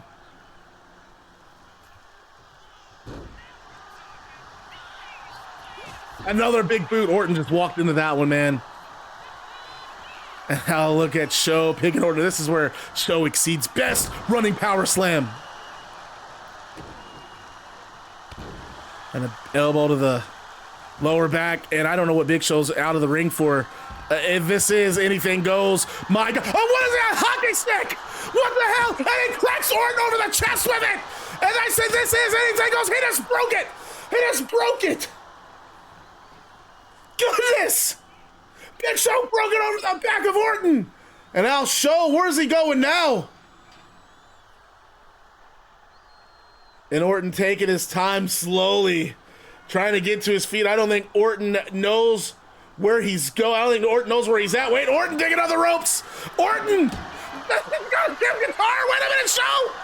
If he's gonna side slam him on the guitar, I would have lost my mind. Dude, if Big Show wins off of this, I'm restarting the match. And Orton showed her up at 2.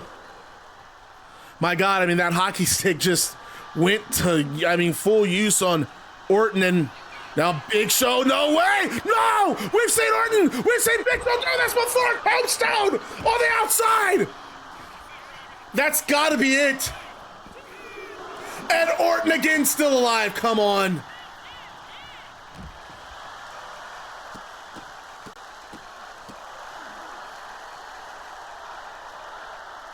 And Show, he's glad Orton kicked out. He's caught another one. And roll, Orton right hands. This is where I don't like that this is something that the super heavyweights have at their disposal. Because, I mean, you can't do any moves to Big Show. I just don't understand why they would think that this is a... I'm going to have to figure it out. I have to see someone do something to Big Show. Jesus, he just power bombed him. Just toss him into that damn guardrail to Big Show.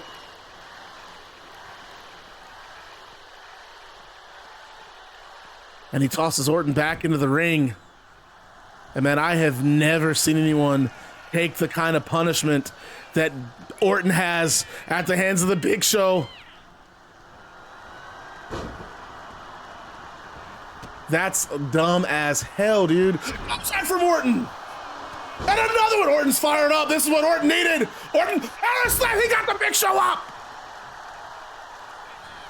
And there's no stops.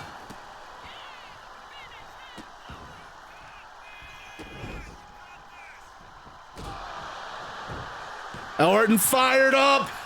Big Show might be in trouble here. RKO! Big Show just down with the RKO. And oh, Big Show on at 2. But that's all Orton needed to take control of this match. Left hands fired away on that big nasty bastard. And now Show, wait a minute, Show rolling to the outside, Show on that apron. Orton, oh, he's looking for, what's he digging out? He's got a kendo stick. No kidding. Oh, he just cracked Big Show over the head with it. And Orton fired up. And Big Show back up. Big Show, I think took exception to that. And Orton gonna go for a ride on the outside. And no, not on that guardrail again. I got another powerbomb on the damn guardrail. Gonna try to maim Orton. He said he's gonna try to end his career. Who do you think was better? I mean, in terms of box office draw, it's Andre. But I mean, if we're talking, oh my, no way. Like, oh, just busted. Oh my goodness, honor code wrestling has joined the Bad Guy Club. As a news member of the club, you receive a pair of sunglasses, a switchblade, and a leather jacket. Thank you for joining the Baddest Club on Twitch TV. And remember to stay bad because being bad is fun. What's going on, Shadow? Welcome in. I like Tube.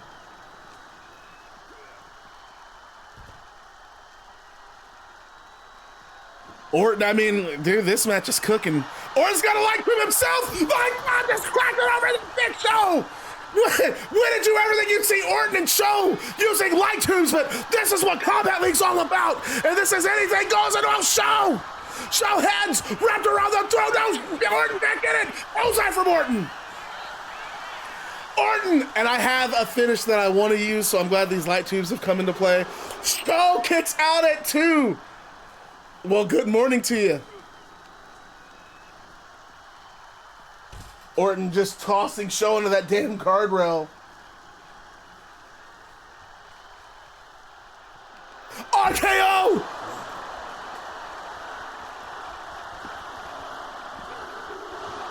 Show kicks out.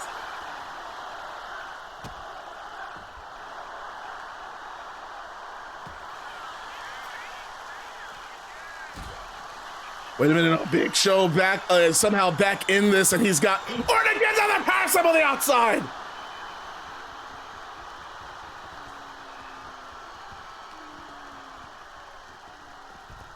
And he just tosses Orton into the camera team.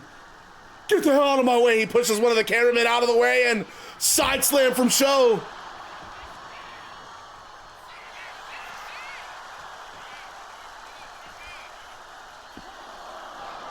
Orton out at 1. Are you kidding me?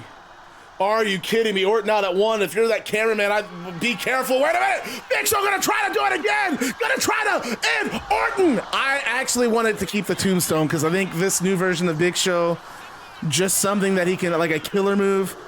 And Orton out again. Still alive. Both men bloody. I told you this was gonna be a violent match.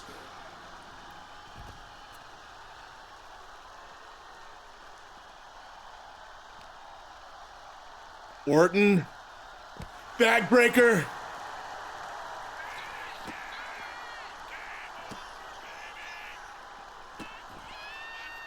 And I mean, these two using he cut Big Show open with that one of the glass from that light tube, and man, these two just taking violence to a new level, and Show kicking out. Orton, RKO again. If this finishes it, the finish that I want to use. He beat him. Wow, what a match. That was awesome. Okay, so I kind of want to like...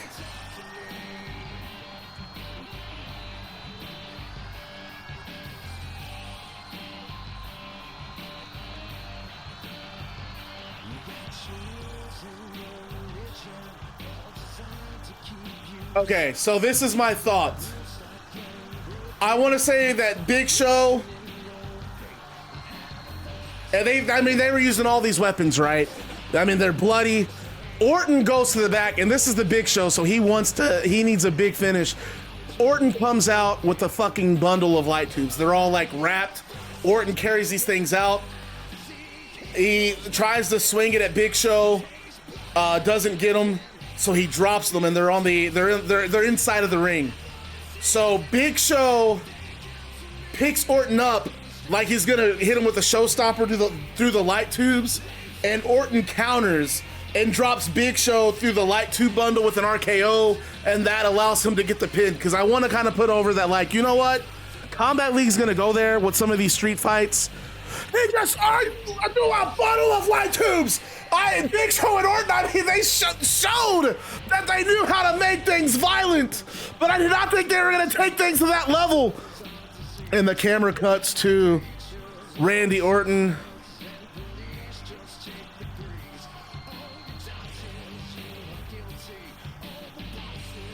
I got text back on this one. We see Orton, and Orton is limping up the ramp. And he's bloody. I mean, he's got glass in his back. He's got blood dripping down his face. Back in the ring, I mean, there's just light tube. I mean, glass air in the light tube. Big Show bloody laid out in the stack of light tubes. And I mean, it is a wreck in this ring. It just purely chaotic. And Orton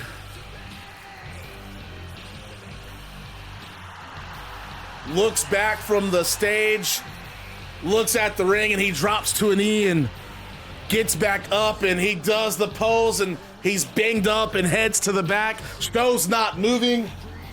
And we go backstage where we see Liv Morgan and Dominik Mysterio. Annika Hex tries to interview them. They storm past Annika. They exit the building. And as they exit, they're heading to the parking lot, and they're stopped by Smoke Morgan. And Smoke Morgan says, I heard you lost something tonight. And Dominik looks at Smoke. He's like, what's it to you? Well, I'm just saying, for the right price, I'll help you get it back. And Dominik stares at Smoke, and Combat League goes to a commercial break. I had to just do that on the fly.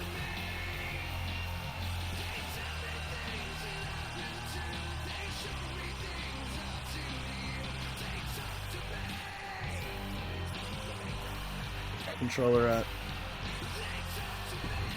So now it is just our final two matches.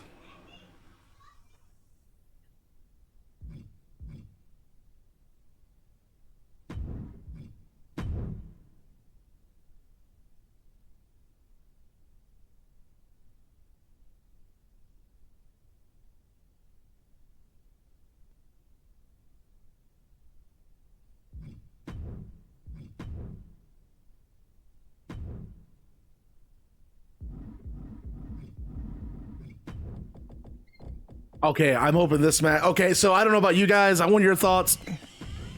I thought Randy Orton and Big Show cooked. I feel like that's match of the night right now.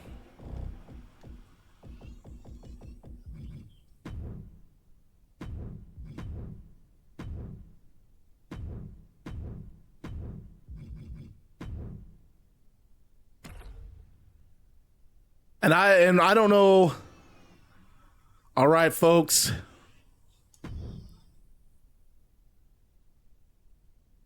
It is number one contender who will be facing Fenix at Capital Combat. We are minutes away from finding out. Welcome back to Queen's Gambit, and man, I'd love to know what kind of deal Smoke Morgan and Dominik Mysterio are working out. The following contest is scheduled for one fall, making his way to the ring from New York, weighing in at 200. And then Jeff, he feels like he has something to prove.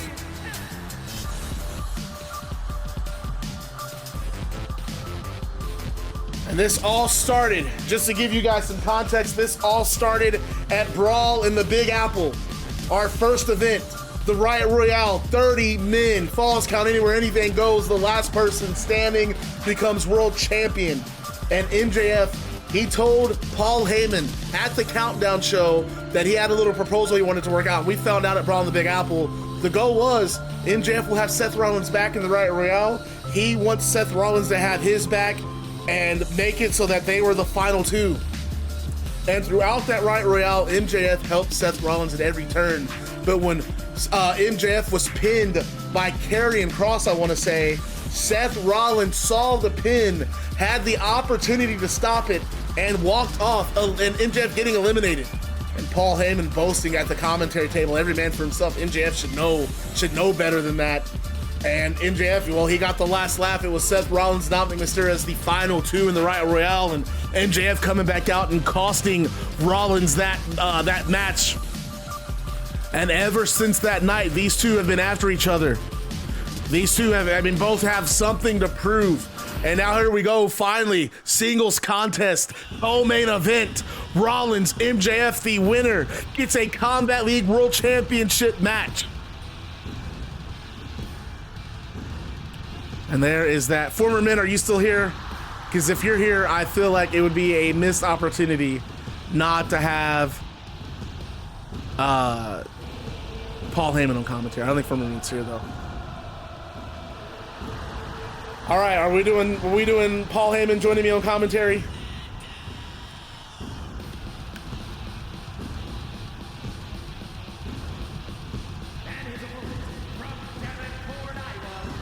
And oh God, here comes Paul Heyman.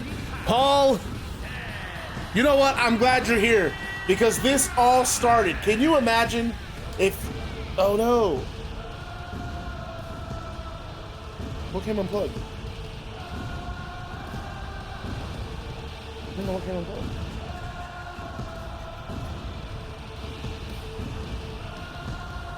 All right, do we still have game audio? I can't tell. Yeah, we do, okay. Game audio good? Everyone can hear? I had to cut off my webcam.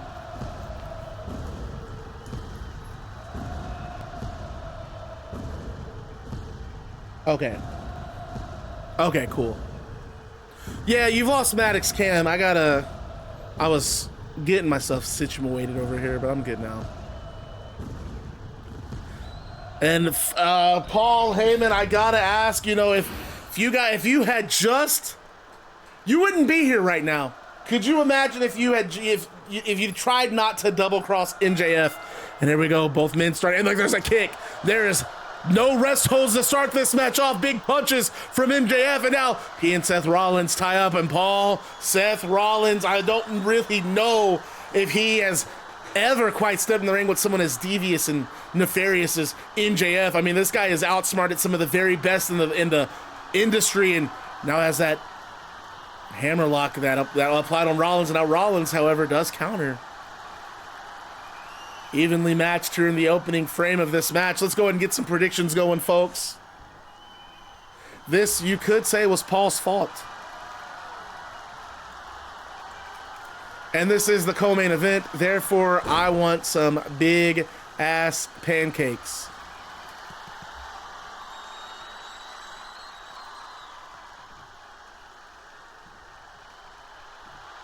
And there's the sleeper hold applied from Seth Rollins. And so far, Paul, I don't really think you're making it right here as MJF and Rollins back to their feet. Rollins still with that hammerlock applied. And oh, wait. Seth with a headlock.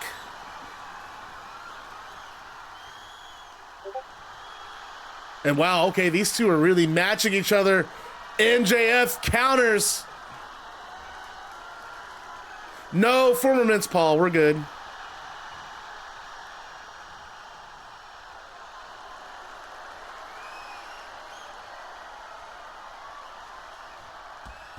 I better see some more pancakes. Come on, co-main event.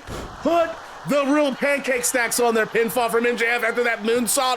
MJF, I mean, you guys, they have athleticism. I mean, I really do think Seth Rollins might be underestimating MJF just a little bit in this crowd. So hot for this match. I can hardly hear myself. I can hardly hear you, Paul. Referee breaks these two up on the ropes. Right hand from MJF and a chop. And he just drops Rollins over the knee. Rollins back to his feet. MJF, oh, misses the crossbody. Irish whip from Seth. Oh, and beautiful just slides through and comes across the chest with a kick to MJF. And oh man, that would hurt. Put some mustard on that kick that Seth Rollins, and now Rollins pulling at the, look like a stretcher there, but MJF does counter. Now MJF just stomping Rollins, stomping a mud hole on that face, smacking the mat. And now MJF gets another moonsault. Paul, my fault, Maddox, please. It was not just his night. You don't blame the quarterback if the wide receiver doesn't catch the ball. So are you calling Seth Rollins a wide receiver? He's the one who dropped the ball. He's the one that caused all of this from the very beginning. You and Seth, Paul, I think you might have tried to outsmart the one man that you do not want to mess with. And I think Rollins learning that right now. It's a Gary from Rollins. And a championship match with Rey Fenix on the line at Capital Combat, live on pay-per-view, Indianapolis, Indiana. Rollins, I don't know what he had planned there. I thought he had MJF scouted instead. Places MJF on that turnbuckle, and look at him run across the ring and comes back, big forearm. And Rollins, goes onto the back of the neck.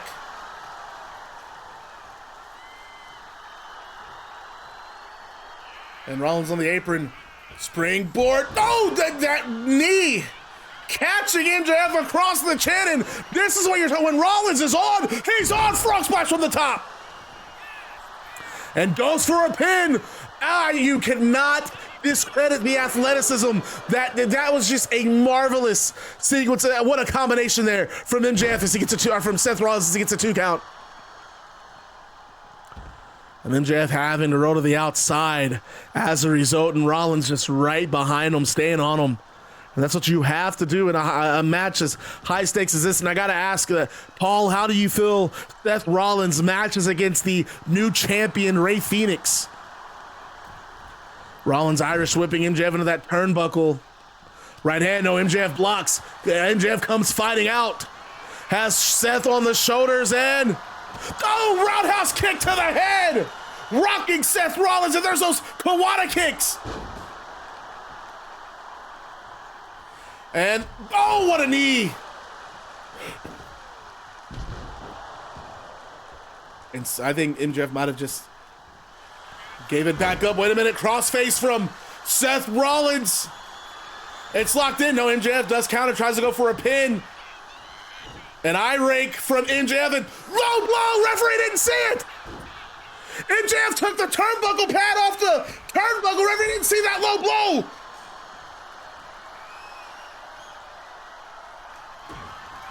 And now MJF has Rollins up, brainbuster, and roast through with the pin. Paul, this might be it for your guy too. And Rollins on it too. And a stomp from, I'm not going to call those moonsaults. Look at the stomps from MJF. He's just not letting up on Rollins.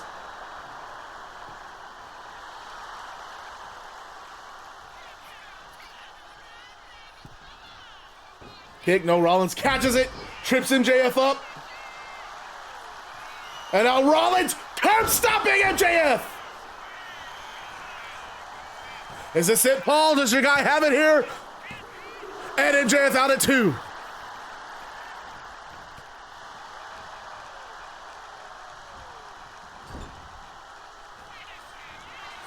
And no, Seth not done there. He follows through on MJF. Into that turnbuckle. MJF came exploding out. And I think Seth, another curb stop, landing MJF. No. And MJF showed her up.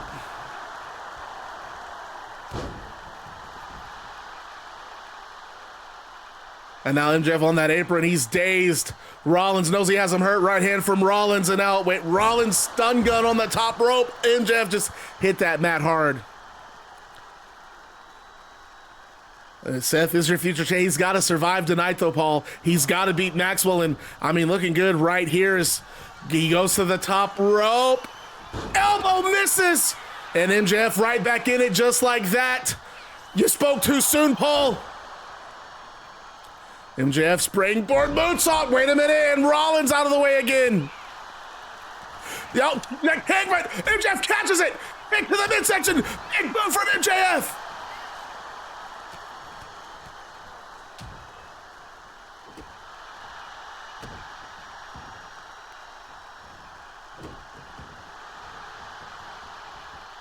And now look at MJF again. He did that earlier. He took that turnbuckle pad off, and that allowed him to get the low blow. And Paul Heyman leaves the damn broadcast. Where's Paul going? Paul going to ringside. He's got MJF distracted. Trying to get on that apron, and that has allowed Seth Rollins to retake control. And right hand from Seth. Well, I don't have to worry about Rollins on Paul Heyman on commentary anymore, but Paul Heyman might have just gift wrapped this match for Rollins.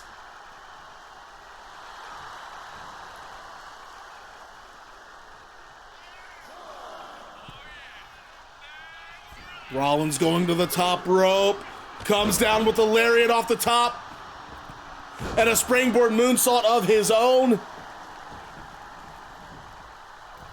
Wait a minute, MJ. Oh, and a tackle from Rollins, sending MJF to the outside. Man, I don't know. This does not look good for Seth, or for MJF, who slowly trying to get back in the ring. He's cut, and he's back in, and Rollins takes advantage. MJF walks right into a curb stomp. Paul Heyman grabbed the ankle of MJF as he was trying to get in, and that allowed Rollins has stolen it. Rollins with a curb stop to Maxwell, Jacob Friedman, and thanks to Paul Heyman, Seth Rollins has earned a World Championship match at Capital Combat.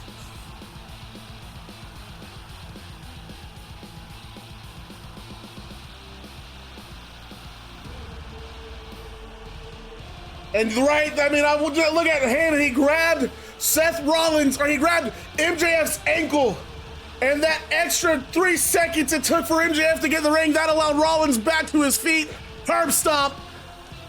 But MJF, man, he kept it competitive.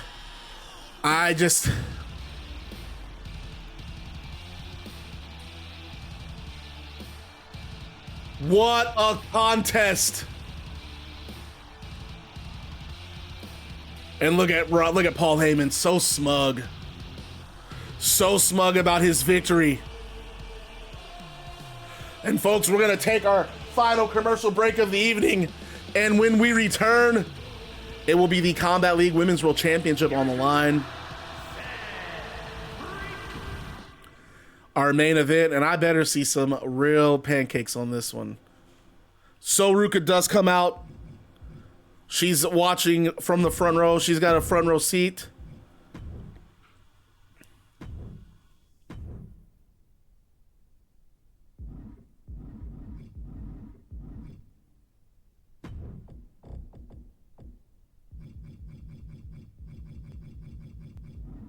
Oh, shit. Randy did beat Big Show, and it was awesome. All right, so folks, we're at our main event. What are our thoughts so far on the show? What has been match of the night?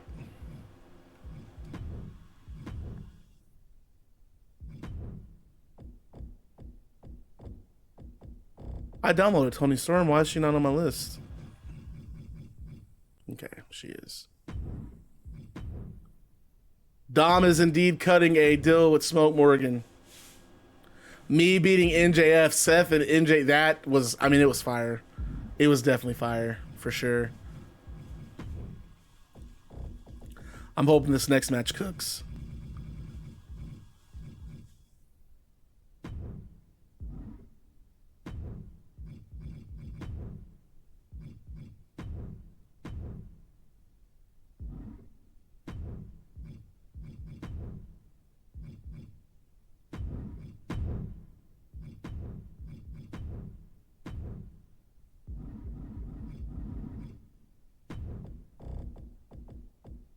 It's main event time, folks. Toni Storm, Gail Kim.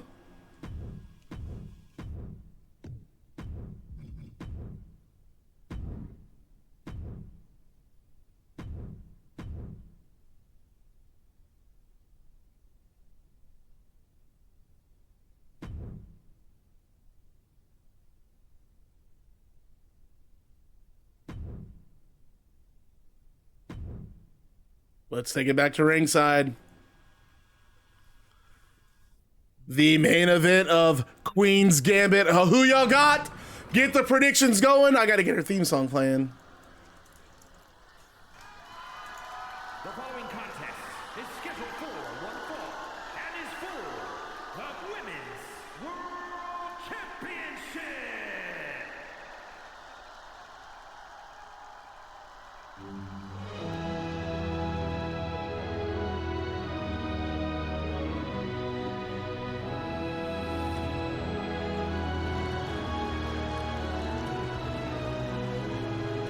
All right.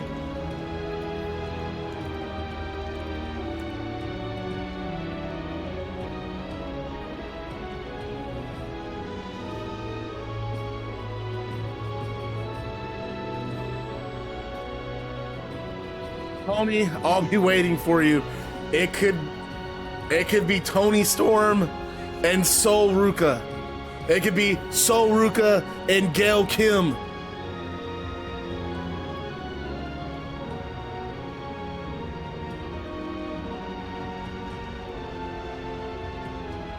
Timeless Toni Storm.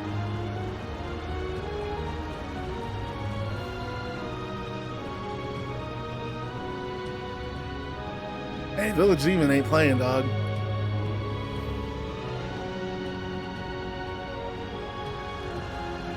And I just got goosebumps thinking about this match. This is gonna be something else.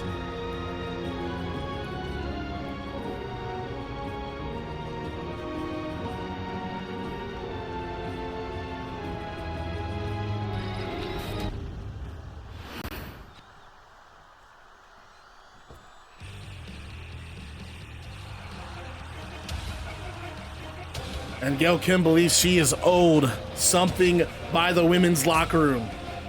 She believes they should defer to her, that they should really acknowledge the history and the contribution she's made to women's wrestling, and that were it not for her, women's wrestling would not be where it's at today.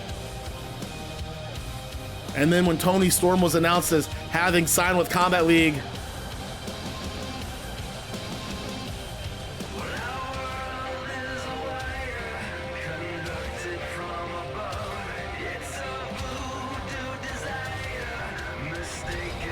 here we go, folks.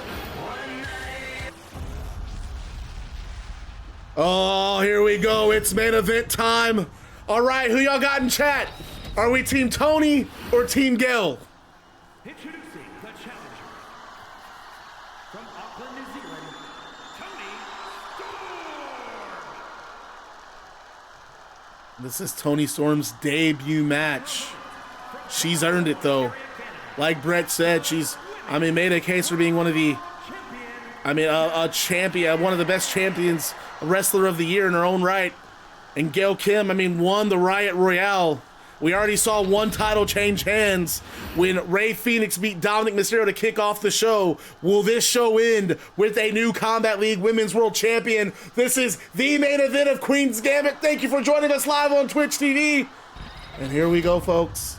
Man, this is going to be one of the, I don't know what to really, which way to go here. I mean, both women supremely talented. I do think Gail Kim has a bit of a chip on her shoulder, but she does start off things right. Kicks and forearms and a spinning back fist that might have wobbled Toni Storm, and now they lock up. And look at that tight collar elbow and wrist lock from Gail. And gets Toni Storm. I mean, Toni Storm buckled to a knee here and just wrenches it even more and pulls on the shoulder. And you can see Toni trying to find a way to break that hold, but Gail has it so tight, has it so cranked. Wait a minute, no, Toni reverses Owen, snaps it to the canvas. Oh, and what a forearm from Toni Storm, trying to knock Gail out early in this contest. And Gail back to her feet. She didn't like that. And they lock up again. Look how tight that lockup is. And Toni powering Gail Kim back into the turnbuckle. Referee having to get in there and separate these two. And it is a clean break, but big right hand from Toni. And Gail fires back with one of her own. And they lock up again. Very aggressive. These two are after it tonight. And now Gail has Toni against the ropes. And a right hand of her own. Irish whip sending Toni Storm to that turnbuckle where Gail just smashes her head on that top turnbuckle in. Oh, kicks the arm of Toni Storm, does Gail Kim. And now Gail, springboard clothesline coming back in, taking Toni off her feet.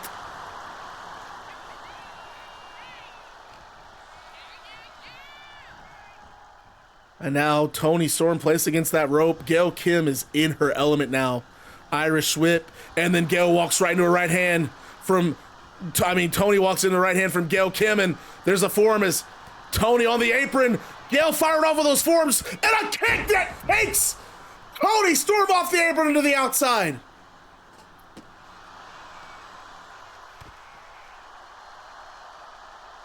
And you see Soruka in the front row, and after Gail Kim hits that elbow, she looks at Soruka and taunts her. And now Gail going right after Toni Storm again.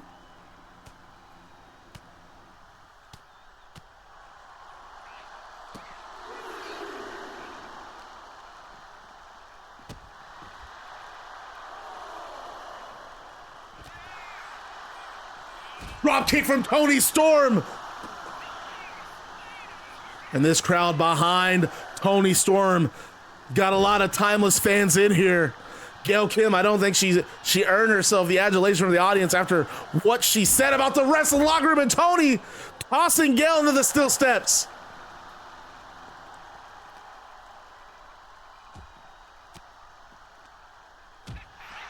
And there's an elbow from Gail Kim. Wait, Toni Storm rolling out of the way. And now, as Gail up, scoop slam on the outside.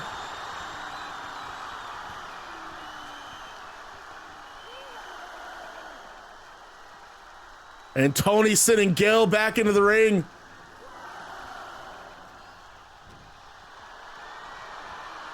She's got her up. Oh, wait, Gail Kim counter DDT. And I think that Gail Kim, once they got back in, Gail taking over it. What has Gail got here? And has that neck tucked in right over the knee. Trying to compress the neck. Gail Kim believes that might be it. And Toni out at 2. Dude, I don't know. I'm kind of liking this match more than MJF and Seth. I think our three, really there wasn't a bad match on the show, but our final 3 matches have been on it. Wait a minute, Toni's got a pin here. Look at that roll up. And wait, Gail counters it. No, Toni counters. These two are so evenly matched. Gail gets out of that roll up and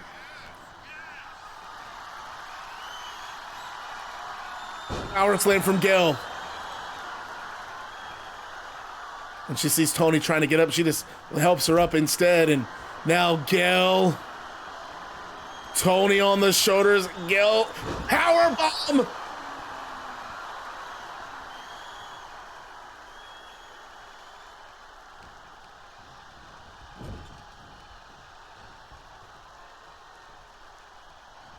Nope, Toni Storm counters. DDT.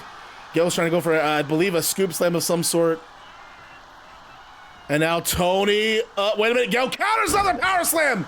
I don't know what Toni had planned there, but Gail got her up on the shoulders and just enough to get that power slam out.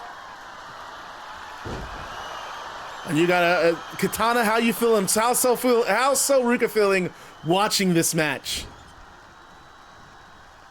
And again, you can we got Ruka front row watching this contest go down as Toni Storm again planning Gail Kim DDT. And leg hook, Toni Storm, Fisherman Buster! Oh, beautiful bridge with the champion here, folks! 2! Toni Storm started out, Gail Kim out of 2. What a match!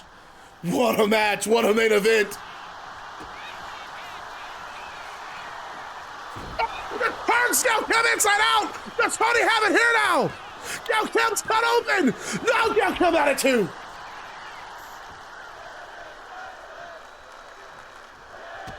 And you can hear this crowd chanting, "This is combat." And this is what Bret Hart was talking about, man. The energy in this arena, man, it is something else. And Toni Storm, Gail Kim back on the outside. Again, another running power slam from this time Toni Storm outside of the ring. That really took a lot out of Gail Kim, and Gail's worse to the wear. I mean, you have to also think she was in that Riot Royale. I mean, she can handle a scrap. As we saw that night, there's a chop from Toni. A second chop. No, Gail Kim blocks it. And runs right into a power slam from Toni Storm. Toni had her scouted there.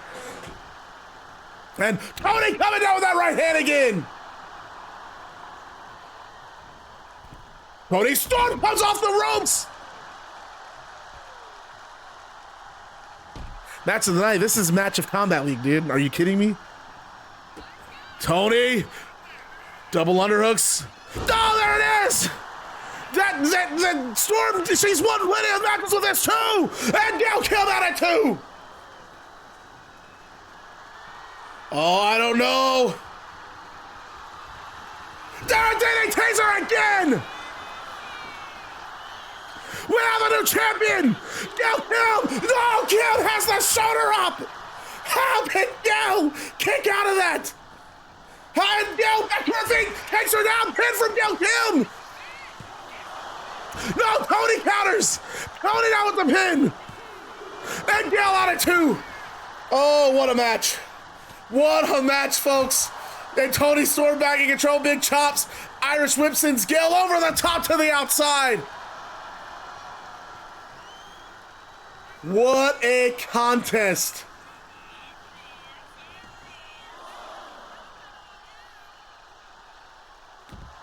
And Toni Storm coming down with that fist on the outside. And wait a minute, Gail Kim, big uppercut to the body, and she goes after the knee of Toni Storm.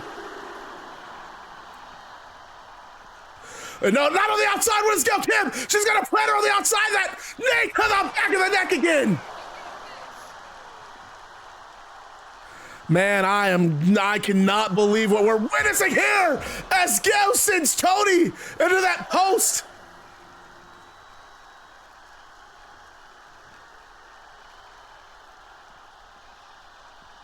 And now Toni sent into the ring. Gail top rope, misses the splash. Toni out of the way.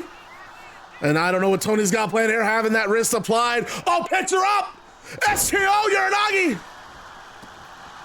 I'm gonna say STO, but really Uranagi, sorry. Gail Kim still alive though, she's back up. Big strikes and a roundhouse kick from Gail Kim. Takes Toni off of her feet.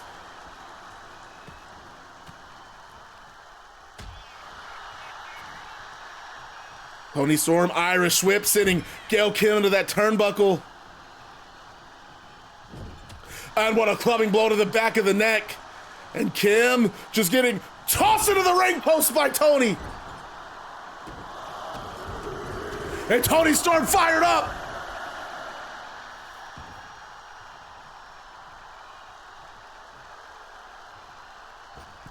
Toni off the top. And I don't know, this might be it, folks. I think Toni might have it here. Toni, turn inside out, another DDT from Toni Storm. Do we have a new champion? Does Toni Storm beat Gail Kim? Both champions have lost their titles at Queen's Gambit. Toni Storm, the new Combat League Women's World Champion.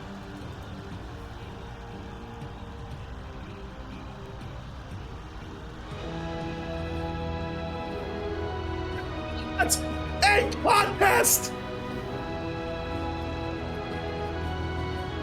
We have crowned 2 new world champions tonight at Queen's Gambit. Boo, tomato.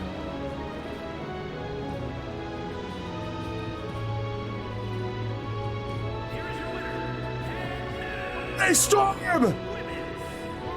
has done it.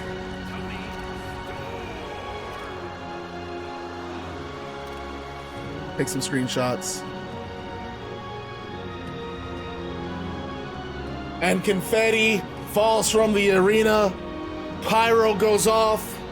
Gail Kim on the outside of the ring cannot believe it. So Ruka, it is gonna, now we know, folks, Capital Combat, September 19th, live on pay-per-view. We have confirmed 2 matches. It is going to be Fenix defending the Combat League World Championship, the Men's World Championship, against Seth Rollins. And now joining Fenix and Seth Rollins on that show, it is going to be timeless Toni Storm defending the Women's Championship against So Ruka. And Bret Hart also earlier in the night joining, talking about Capital Combat. We're gonna have the new YouTube TV Championship and the Twitch TV Championship defended in 2 ladder matches. So folks, we're gonna talk about Tuesday. Tuesday is the next time I'm streaming. We'll stream Tuesday night. This is by far the best match in Combat League, without a doubt. This match was fantastic. So Tuesday night's gonna be our next Combat Evolved show. I'm going to confirm for Tuesday right now.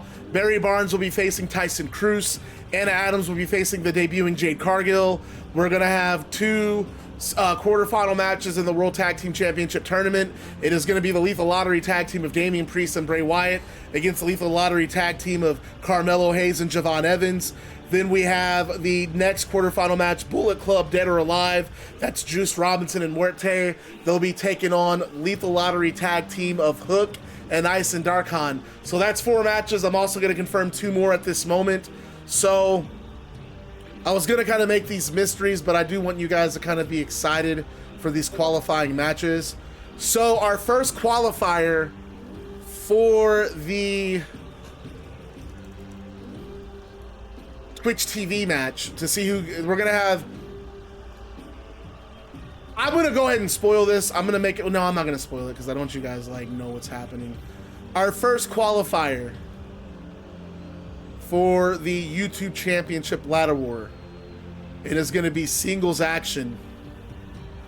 It is gonna be Ilya Dragunov, and he will be taking on Hayabusa. And then on the Twitch TV end of things, our first qualifier is going to be Tatum Paxley and Liv Morgan. So the winner of those, you know what, fuck it, I'm going to spoil it. Tyson Cruz and Barry Barnes is a qualifier for the Twitch TV Ladder War, and Anna Adams and Jade Cargill is also a qualifier. There's going to be a storyline that's going to set it up, but I want you guys to look for, this isn't an actual TV show, this is an integrated experience. I want you guys to look forward to stuff. So there you go. Those are our 4 qualifying matches for this Combat Evolved coming up. Main event, I think I'm going to do Damian Priest and Bray Wyatt against Javon Evans and Carmelo Hayes. I feel like they've earned it.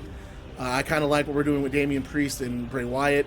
So folks, this will be an 8-person ladder match. You're going to have 8 women and 8 men, and they're going to be qualifying matches all the way up until we get to pay-per-view. So you're going to see a few, I mean, basically I'm going to do 2 men and 2 women matches every stream. I haven't even watched Dexter, the original. I'd have to watch the original series first. All right, folks, I'm Bad Guy Maddox, Twitch's #1 bad guy. You guys are the Bad Guy Club, the baddest club on Twitch TV. As always, I want to thank you guys for watching the stream. What did we think about Queen's Gambit before I get off? Did we enjoy the show? I really feel like, my God, the main event delivered in spades. Gosh, what a main event. Get your pancakes, guys. You know what? I'm gonna let you guys maybe if you guys can hang out and chat, we can talk after. Event of the month. Yeah, I think it's the event of Combat League so far. Man. Ronnie, hit me up. Do you guys wanna Do you want to join the interactive universe? If so, dude, hit me up, man. I'd love to get you back in this. What a match. I still can't get over how good that fucking match was. When Gail Kim did that counter and ran at Toni Storm, and Storm countered with the power slam, gosh, that was fucking awesome. But all right, guys, I'll catch you guys Tuesday night, Combat Evolved, live on Twitch TV. Have a great night.